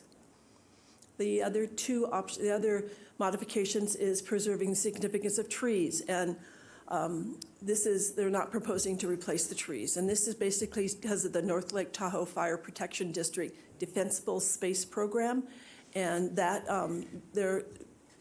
they don't want any more trees up there because of that program. That's one of the things they're really looking at, is lessening the amount of trees in the area. There's still plenty of trees up there, so it's not going to be significant in the sense of visually seeing less trees. It's just where the roadway is going to be put in, they aren't going to replace all those trees. And then they're also asking for a waiver of the 20% requirement of landscaping on a civic use type. So again, basically for the same reasoning for that defensible space program that the fire district has up there. And again, there's still a lot of vegetation. The only vegetation that really is going to be removed is along portions of that roadway to the tank. There was a neighborhood meeting. It was in August last year, on the 16th. There's been some delays on this project because the GID has been had some problems, some things going on, just to get all the technical information that we needed to finish this application up. But at the neighborhood meeting, they had questions about the layout of the site, the steepness of the road, and where pavement was going to be located. Also, they asked about the existing tank, if that was going to remain, and then just the location of any kind of fill material, and then if the dam that's there was going to be removed. And those were all addressed by the applicant. 46 properties were noticed. I didn't receive any emails or phone calls. This didn't, so that you can see that the area is quite large, but there's enough population. I did have to go, I said notice, I said 500 feet. I did have to go out more than 500 feet, I believe. I'm not sure if maybe that is right. I'm sorry. Maybe I just grabbed those other larger parcels. I apologize for that confusion there. Various agencies did comment on this application, and those, if they had conditions, they're included in the conditions of approval. Staff is able to make all the findings, and I offer a possible motion. I'm available for questions, and applicants here also are available for any questions. Does anybody have any questions for Ms. Olander? Go ahead. Planner Olander, you and I discussed a tree count, and the way I read the information was that 65, and please correct me when I'm wrong, not if, probably. The tree count to be removed was 65. Probably must mean this, but Close to 65. And a certain number of those trees were going to be removed or did not need to be replaced because they were going to be addressed by the defensible space standards anyway. And my question to you earlier and still is, how many trees are left over that would not fall normally to the defensible space issue with the fire department? This is Julie Olan and I appreciate the question. I think I'm going to defer to the applicant. He sent you the email back, Hudson Klein from the GID. I think he has a better sense of what trees are being removed, and I think he responded to your email originally, so I would prefer to have him respond to that and follow up on that email that was sent to you. I must have missed that email then. Oh, I apologize. Oh, He no, did send it. Sorry, So, I'll move. yeah, if you don't mind, is that all right? Does anybody else have questions for me? Just a query on, are you removing soil from the area, so in trucks leaving the area, and where will they go? And where will the fill come in from? So the traffic issue. I'm going to let the applicant maybe follow up on that one, too. He has a better sense of that. Great. Oh, okay. That's all right. Okay, does the applicant have a presentation? No, I think he's just available for answering these kind of questions. Okay, well, let's go to public comment first, and then we'll come back to you. Do we have any public comment? There is no public comment in chambers, and I have no hands raised via Zoom. Okay, all right. Now you can ask the applicant any question you want. Okay. He does have. I do have your presentation ready to go if you'd like to do it. Thank you, Chairman, and members of the board for the opportunity. The presentation is primarily it's put together to answer any questions you might have. I don't have anything to walk you through. It's just a couple that I thought might be helpful to illustrate some of the site constraints and/or design proposals. What I'll just add quickly is that we are parallel to this Sorry, application. sir, could you state your name for the record? Sure thing. My name's Hudson Klein, Principal Engineer, Incline Village General Improvement District, locally known as IVGID. So you hear me say IVGID, that's what I'm talking about. And back to what I was saying, we've been progressing a parallel environmental approval process with the Board of Adjustment here with the county, with TRPA. So that process started some time ago. We've formally submitted our application there. There's been some minor changes that I can show on one or two of these other slides that affect very little, and it's primarily just with regard to some of the design treatments, and it's primarily speaking to the vegetation and kind of restoration of the slope below. What we're working on with TRPA, and we have preliminary support with we're expecting sort of appropriate conditions to be written into that permit as well that will monitor it over time. However, that is still in process, so I can't speak much further to TRPA's approval or otherwise of the project. This is just that main stretch below the road where it turns up to a 12% grade. And what we're just trying to show here is, in place of a vegetation, what we're trying to do is recreate the sort of surrounding aesthetic there. It's not highly vegetated. I do have just a few, so that's just an idea of what we're trying to accomplish out there. Those they look like sticks, are intended to be some of the trees that fell down, so we would take those downed logs and impress them, key them into that slope to help provide that sort of natural, weathered look across time as those downed trees are able to decompose. And just as a for instance, so this is the actual Mill Creek Dam. To the left of that photo is the existing pond. It is about 2.4 million. So this 2 million gallon tank that we're proposing replaces this pond for various regulatory reasons. If you have questions, I'm happy to answer that, but it goes back to the Division of Water Resources. So like I said, I'll answer that. If you have any, What this is just kind of showing is the existing grades. That in the foreground there, that's the 2-to-1 slope. That's the existing grade, and is comprised of material that we assume was pushed to form that dam back in the 1960s.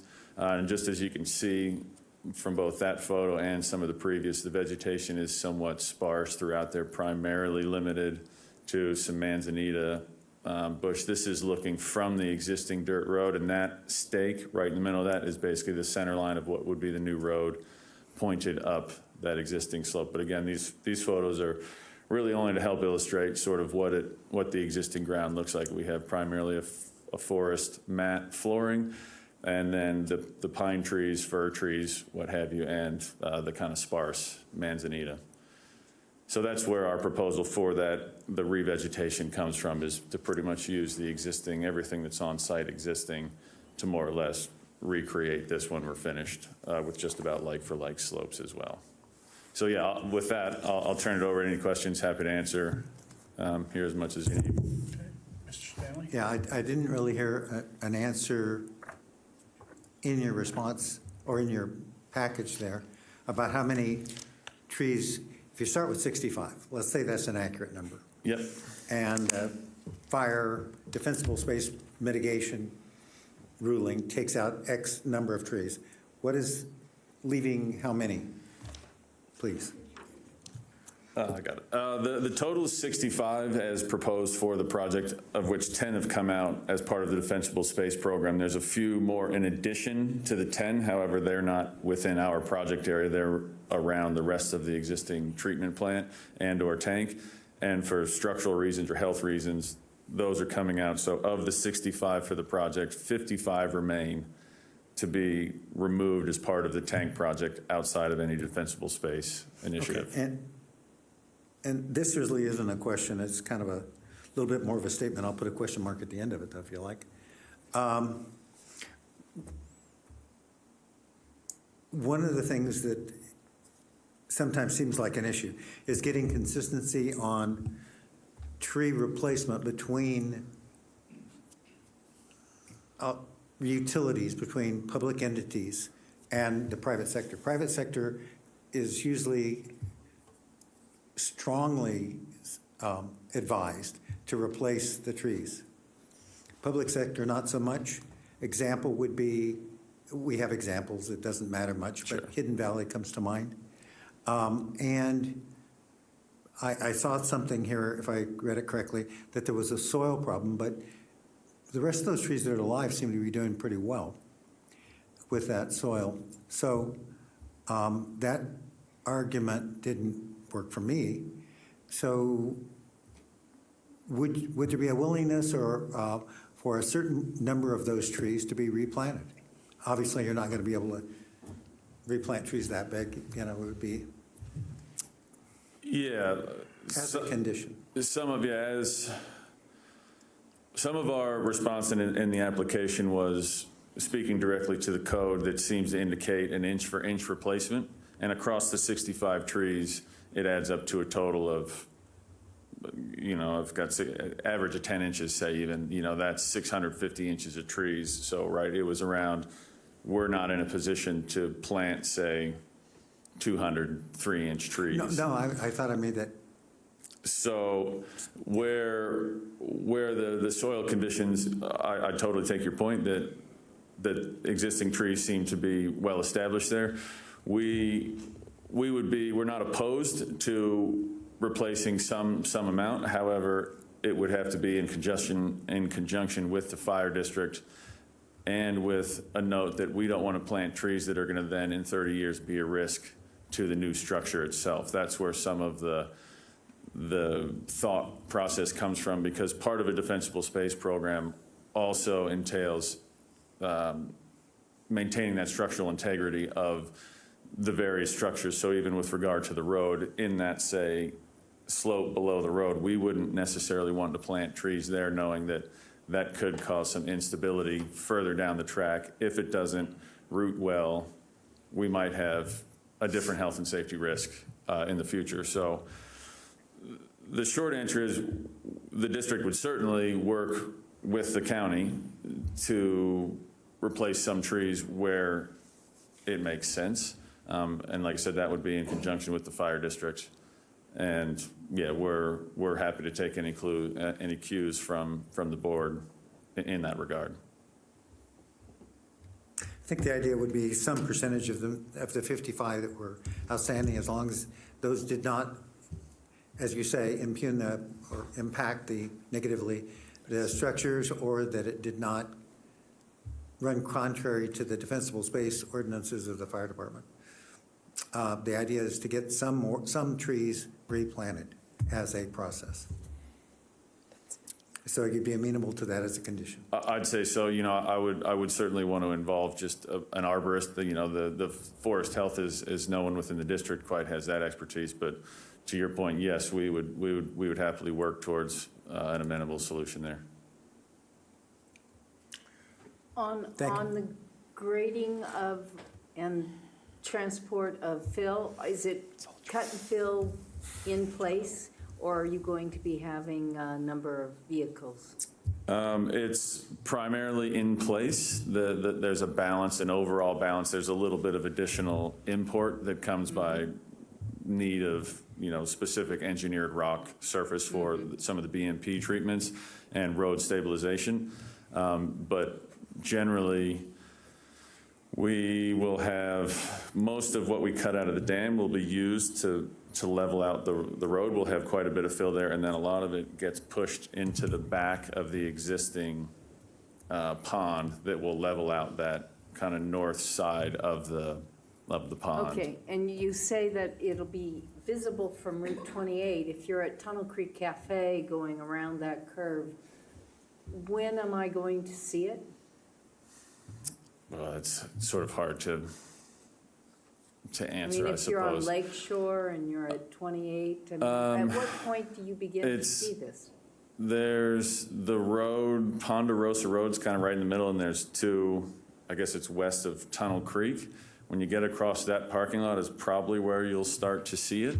And then there is a portion that's visible when you're coming from the west, from Incline Village town, right at the top of the hill there. You'll likely see it under the existing sort of power line scar and above but it drops out as you go down the hill. You start to lose it to the trees in the foreground.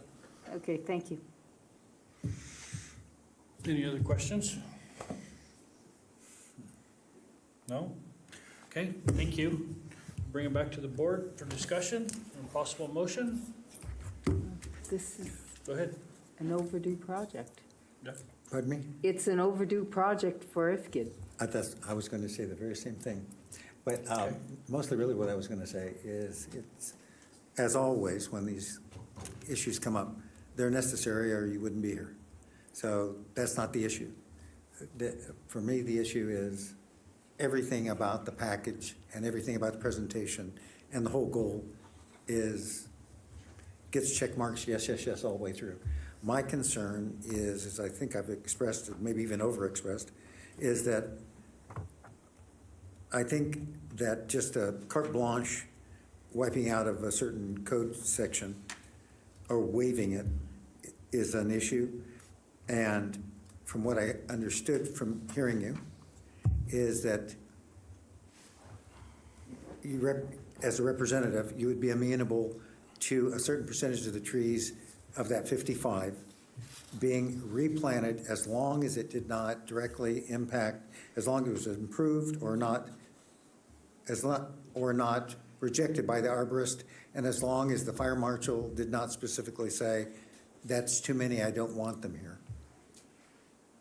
Yeah, I suppose more specifically, maybe not commit to a percentage, but a number as based on Sure, input otherwise from the percentage would be meaningless, actually, based on the two, the arborist may say, you can have 7. Yeah, as a site inspection. The fire marshal may say, good by me for 12, so you have to go with 7. So those are the two authorities that would rule on this, is that correct? That would be my thought. Like I said, I would speak with them and an arborist. Right. So a condition theoretically could be made around that. Okay, do you want to make the motion? I thought we were going to have, is that it for discussion? We are. Pardon? I felt like we were. Did we hear public discussion on this? We did hear public comment. There was no public comment. There was no Yeah, public it comment. wasn't- We offered it. You have anything to say, or, I don't want to? No, I'm not gonna. I'm.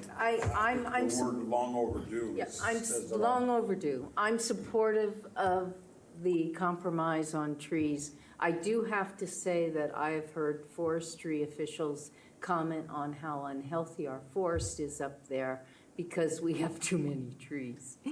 But. I've even heard it said insufficient fires, but I didn't Yes, like the sound right, of that. but it is an unhealthy forest, so I would urge that it is a collaboration between an arborist Right. and the fire, the North Tahoe Fire, on the appropriate number of trees. As was suggested Yes, by the Yes, applicant. yes. Okay.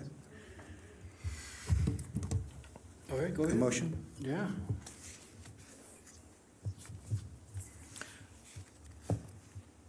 Mr. Lloyd, Mr. Large, would we be able to say with conditions as discussed? Or do we have to say a number of trees as approved by the arborist and I think we could say as approved by North Lake Tahoe Fire and an arborist. arborist and North Yeah. Lake Tahoe Fire? Help me if I forget that, but in that case, North Tahoe Fire? North Lake Tahoe North Fire. Lake Tahoe. Thank you. Take off? Shall I? Go ahead. I move that after given reasoned consideration to the information contained in the staff report and information received during the public hearing, the Washoe County Board of Adjustments approve with conditions special use permit case number WSUP 23-002 for Incline Village General Improvement District, IVGID, with the conditions included in Exhibit A to this matter, and for the inclusion or restoration of a number of the 55 trees as approved by an arborist and the North Tahoe. North Fire- Lake Tahoe. The lake's still in there. North Lake Tahoe Fire Department. Having made all 5 findings in accordance with Washoe County Code, Section 110.810.30. And that seems to be the end of that motion. Which include consistency improvements, site suitability, issuance not detrimental, and effects on a military installation. Okay, I just got one question. I thought I only heard 2 zeros in the WSUP 23-0002. Right. Okay. You're absolutely right that there should be 3. There should be 3. And Clay usually corrects me on that, but I just beat him to it. Yeah. So if you could just amend that. yeah. So, thank you. Special use permit case number WSUP 23-0002 for Incline Village. Awesome. I second. Okay, all in favor, say aye. Aye. Aye. Any opposed? Okay, motion passes. Thank you. Thank you. All right, that brings us to item H, special use permit, case number WSUP 23-0014, Bordertown Casino expansion, and planner Julie Olander. You're up again. Julie Day.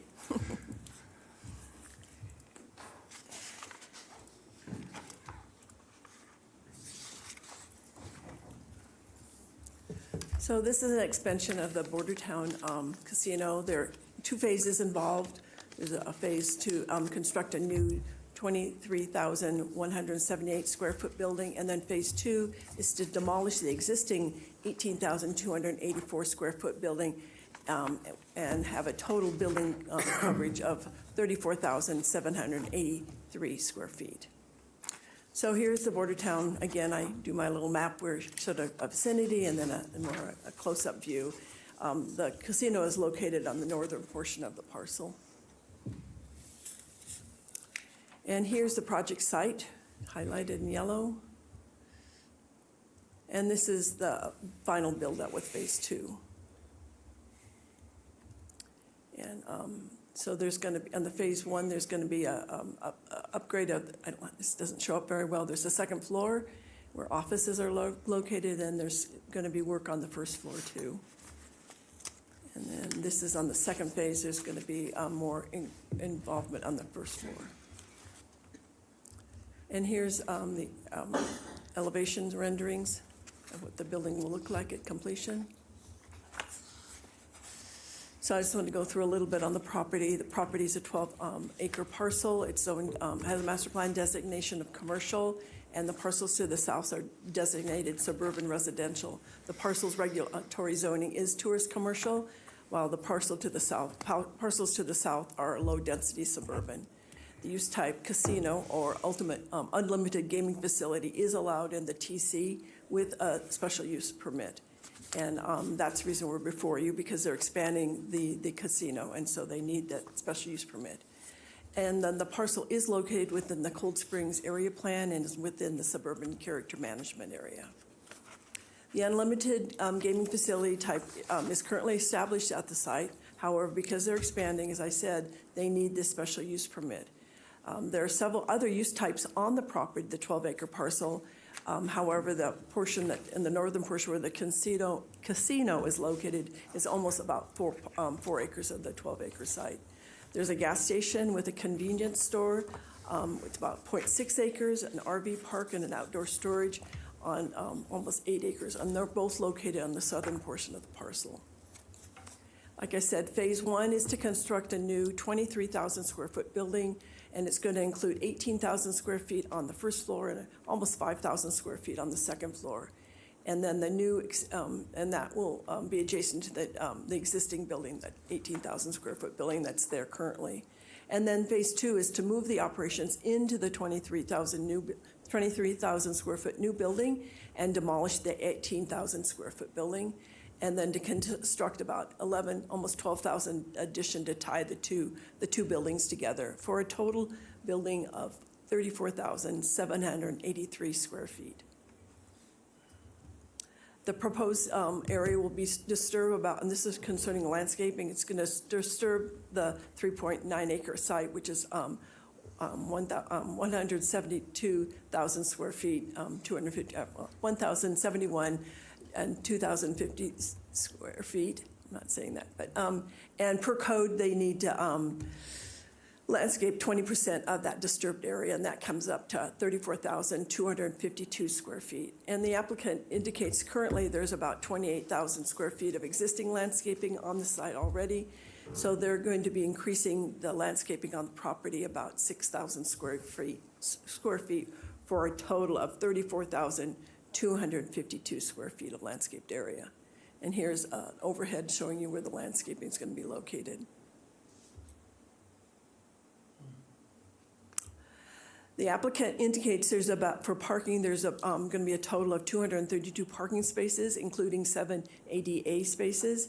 And just going through the requirements, because they have different uses on the property. They have the gaming, the unlimited gaming, and that requires 8 spaces for every 1,000 square feet of building and 1 space per employee during peak employment shifts. And they're proposing to, and they have about 14,000 square feet of gaming area. So they're proposing 123 parking spaces for that. And then for the restaurant areas, it requires 10 parking spaces per 1,000 square feet of building, and they're proposing 76 parking spaces there for the 6,557 square feet of restaurant area. And then for the business and office area, they're required 4 parking spaces for every 1,000 square feet of building, and they indicated there's about 6,567 square feet of business area, and they're proposing 33 parking spaces, and that is a total of 232 parking places. And that meets code. There was a neighborhood meeting at Bordertown, and they had about 13 attendees. They had questions about basically what's going to happen there if the casino and restaurants were going to shut down during the construction. Will there be fire sprinklers? And will the new building include a grocery store? There's a grocery store currently in the building. And will there be a non-smoking casinos? And will there be hotel rooms? 35 parcels were noticed. I did not receive any emails or phone calls on this, and I had to notice 750 feet to get to meet the minimum 30 resident requirement. Various agencies reviewed the application, and the agencies that had conditions are included in your conditions of approval.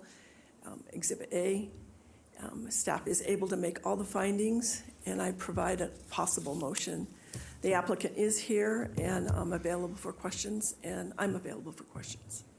Thank you. Do we have any questions for Ms. Olander? No? The applicant, would you like to make a presentation? Do you have one, or no? We don't have a Okay. Okay. Do we have any public comment?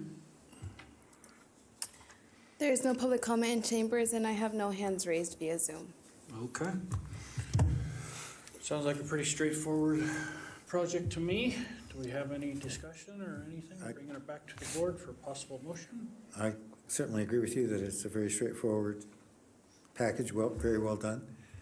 Notable that they had actually 13 turnout for neighborhood meetings, pretty good. And if I'm not wrong here, it looks like the applicant was present. And so kudos for that. And that everything that happened there is consistent with the answers you gave in your application, is consistent with the package. So that doesn't happen every day. So thank you very much for that. And I am absolutely in support. Yep, I'm in support. Okay. Yep. You? I agree. Okay. Somebody want to make a motion? Or? Will you check me for zeros? Do you want me to do it? Sure, why don't you? Okay. I move that after giving reasonable consideration and information contained in the staff report and information received during the public hearing, the Washoe County Board of Adjustments approve with conditions special use permit case number WSUP 23-0014 for Bordertown Properties LLC with the conditions included in Exhibit A to this matter, having made all 5 findings in accordance with Washoe County Code Section 110.810.30, consistency, improvement, site suitability, issuance not detrimental, and no effects on a military installation. Do I have a second? You do. Okay, all in favor, say aye. Aye. Aye. Any opposed? Motion passes. Thank you. Yep, all right. That brings us to item number 9, planning items. Mr. Lloyd. Thank you, Mr. Chair. And I know we're over 5 o'clock, so I'll try to make this as brief as I can and allow you some opportunities to ask me any of the questions about the process. But at a previous board meeting, it was requested that we discuss the neighborhood meeting process and how we incorporate the comments and public engagement into our review and ultimately staff into the staff report. And I'd like to just give a little bit of background on how that works. And it's probably pretty good timing since this is about 1 year since this neighborhood meeting process has been in place.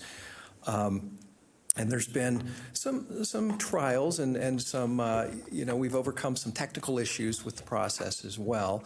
But overall, I think it's working out for the most part. Just a little bit of background on the process. Prior to application submittal, an applicant is required to come in and request a pre-application or a pre-development meeting with staff. And at that meeting, it's determined whether or not a neighborhood meeting will be required. Not all applications require a neighborhood meeting if they're if they're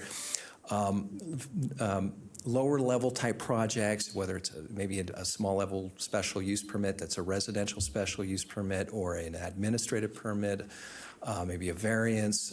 We typically don't require those to go through a neighborhood meeting, but all commercial type projects, big projects do require neighborhood meetings. Really the purpose of the neighborhood meeting is to involve the public earlier on in the process before an application is submitted. That way there's the potential to work in those concerns and help mitigate the application before it's submitted and go through the process. We also require the same noticing for the public hearing that we require for the neighborhood meeting. So we mirror that, but in addition to that, we also send out an email blast to all of the folks that, based on the commission district that project is located in. And so in a way, it receives even more noticing than a public hearing would. The applicant is also added, or the application is added to the Neighborhood Hub website. Hopefully you've all had a chance to look at that site. We keep those, all of those applications on the Hub site until after the public hearing. So there's plenty of opportunity for folks to come in, take a look at the website, see what neighborhood meetings are coming up, and also the documents are uploaded to that website as well, so that interested folks can take a look at all of the documentation even before an application is submitted.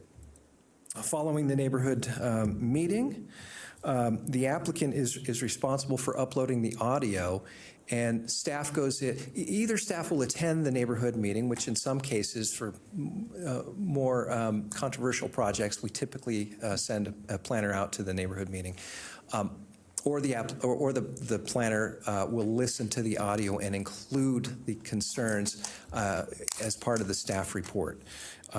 We also ask that the applicant provide a summary of that meeting.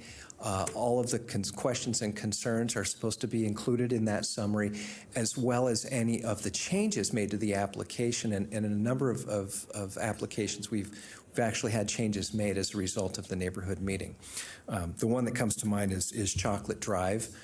There were a number of folks that attended that meeting with some concerns, and as a result, there were some changes made specifically to some of the storm drainage design, as well as access to the site. Let's see. I believe that is a summary of the process. So I'll open it up to questions that you may have, and hopefully. Yeah, just briefly, Kathy Julian for the record. Can people make comments on the website on that neighborhood hub? Or not? I apologize, I meant to mention that. Yes, they can, and that is a good place for gathering those comments.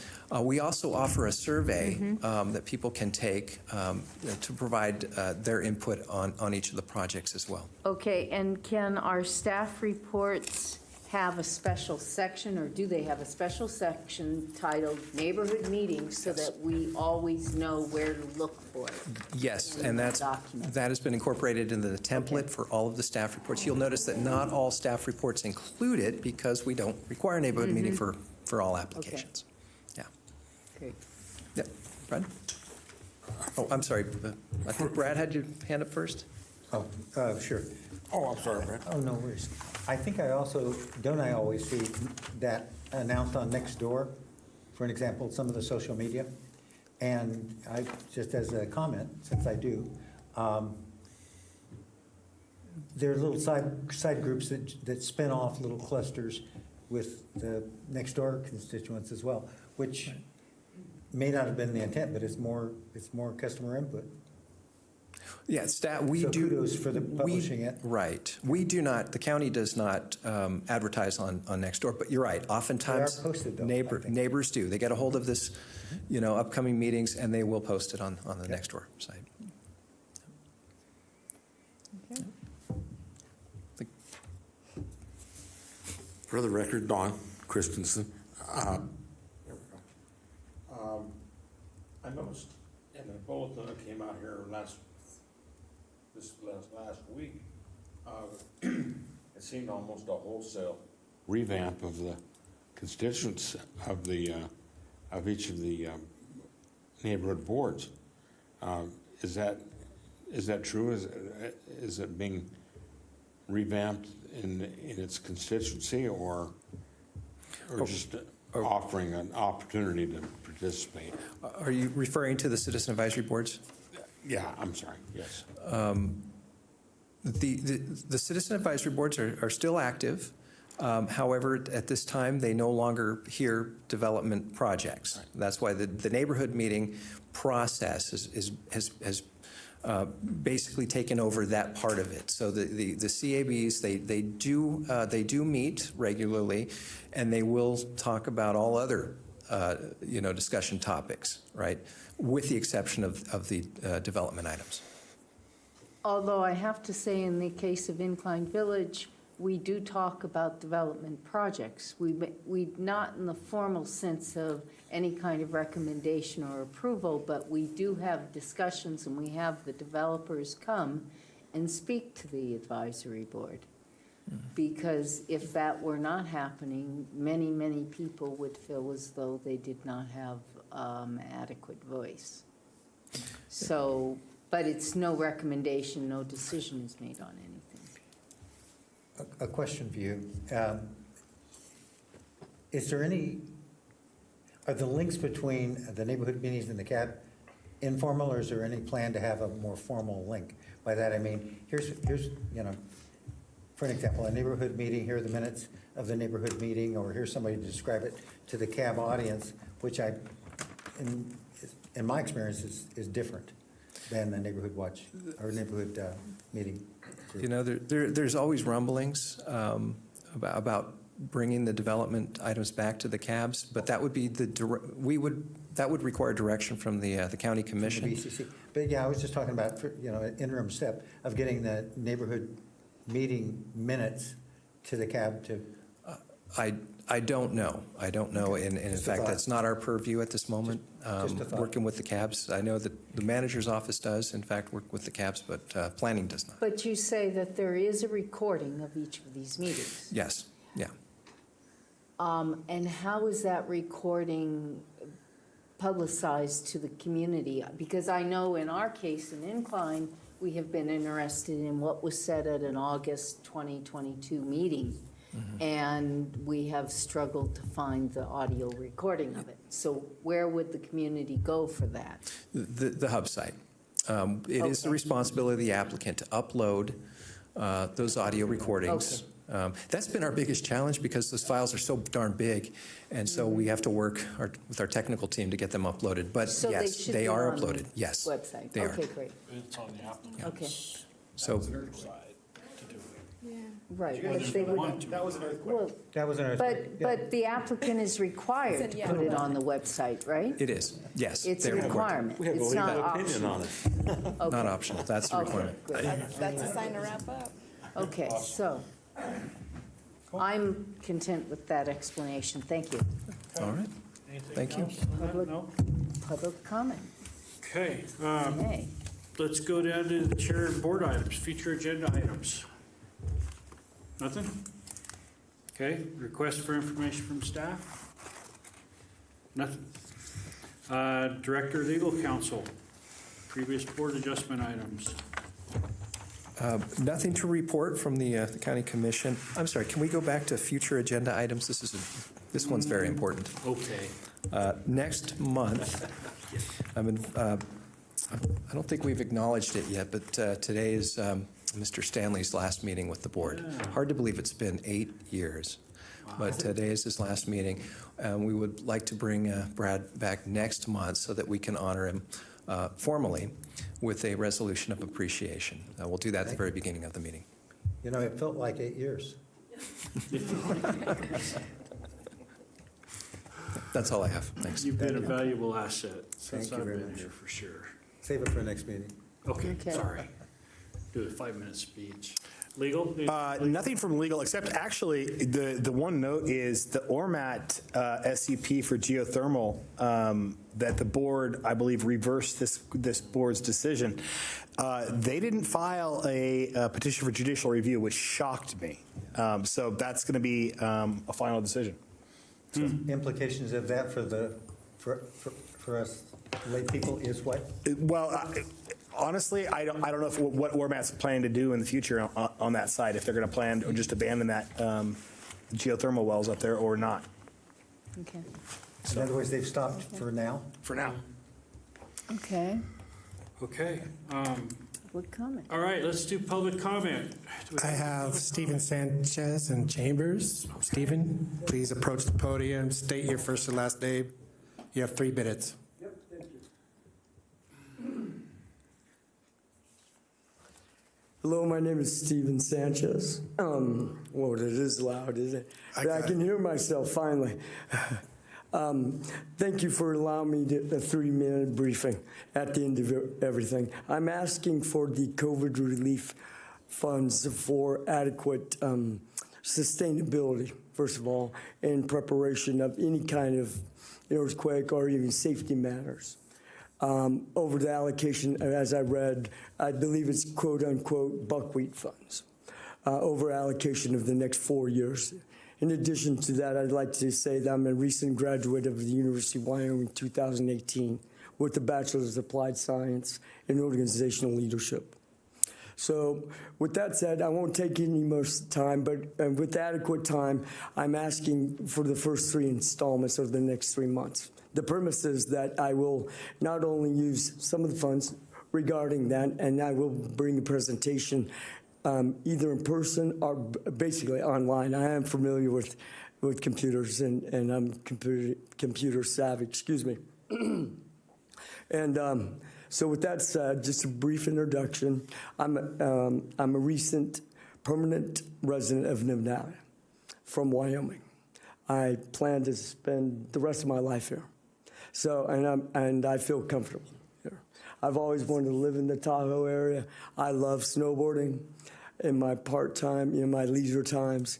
And I've always been a special place in my heart, Yosemite National Forest.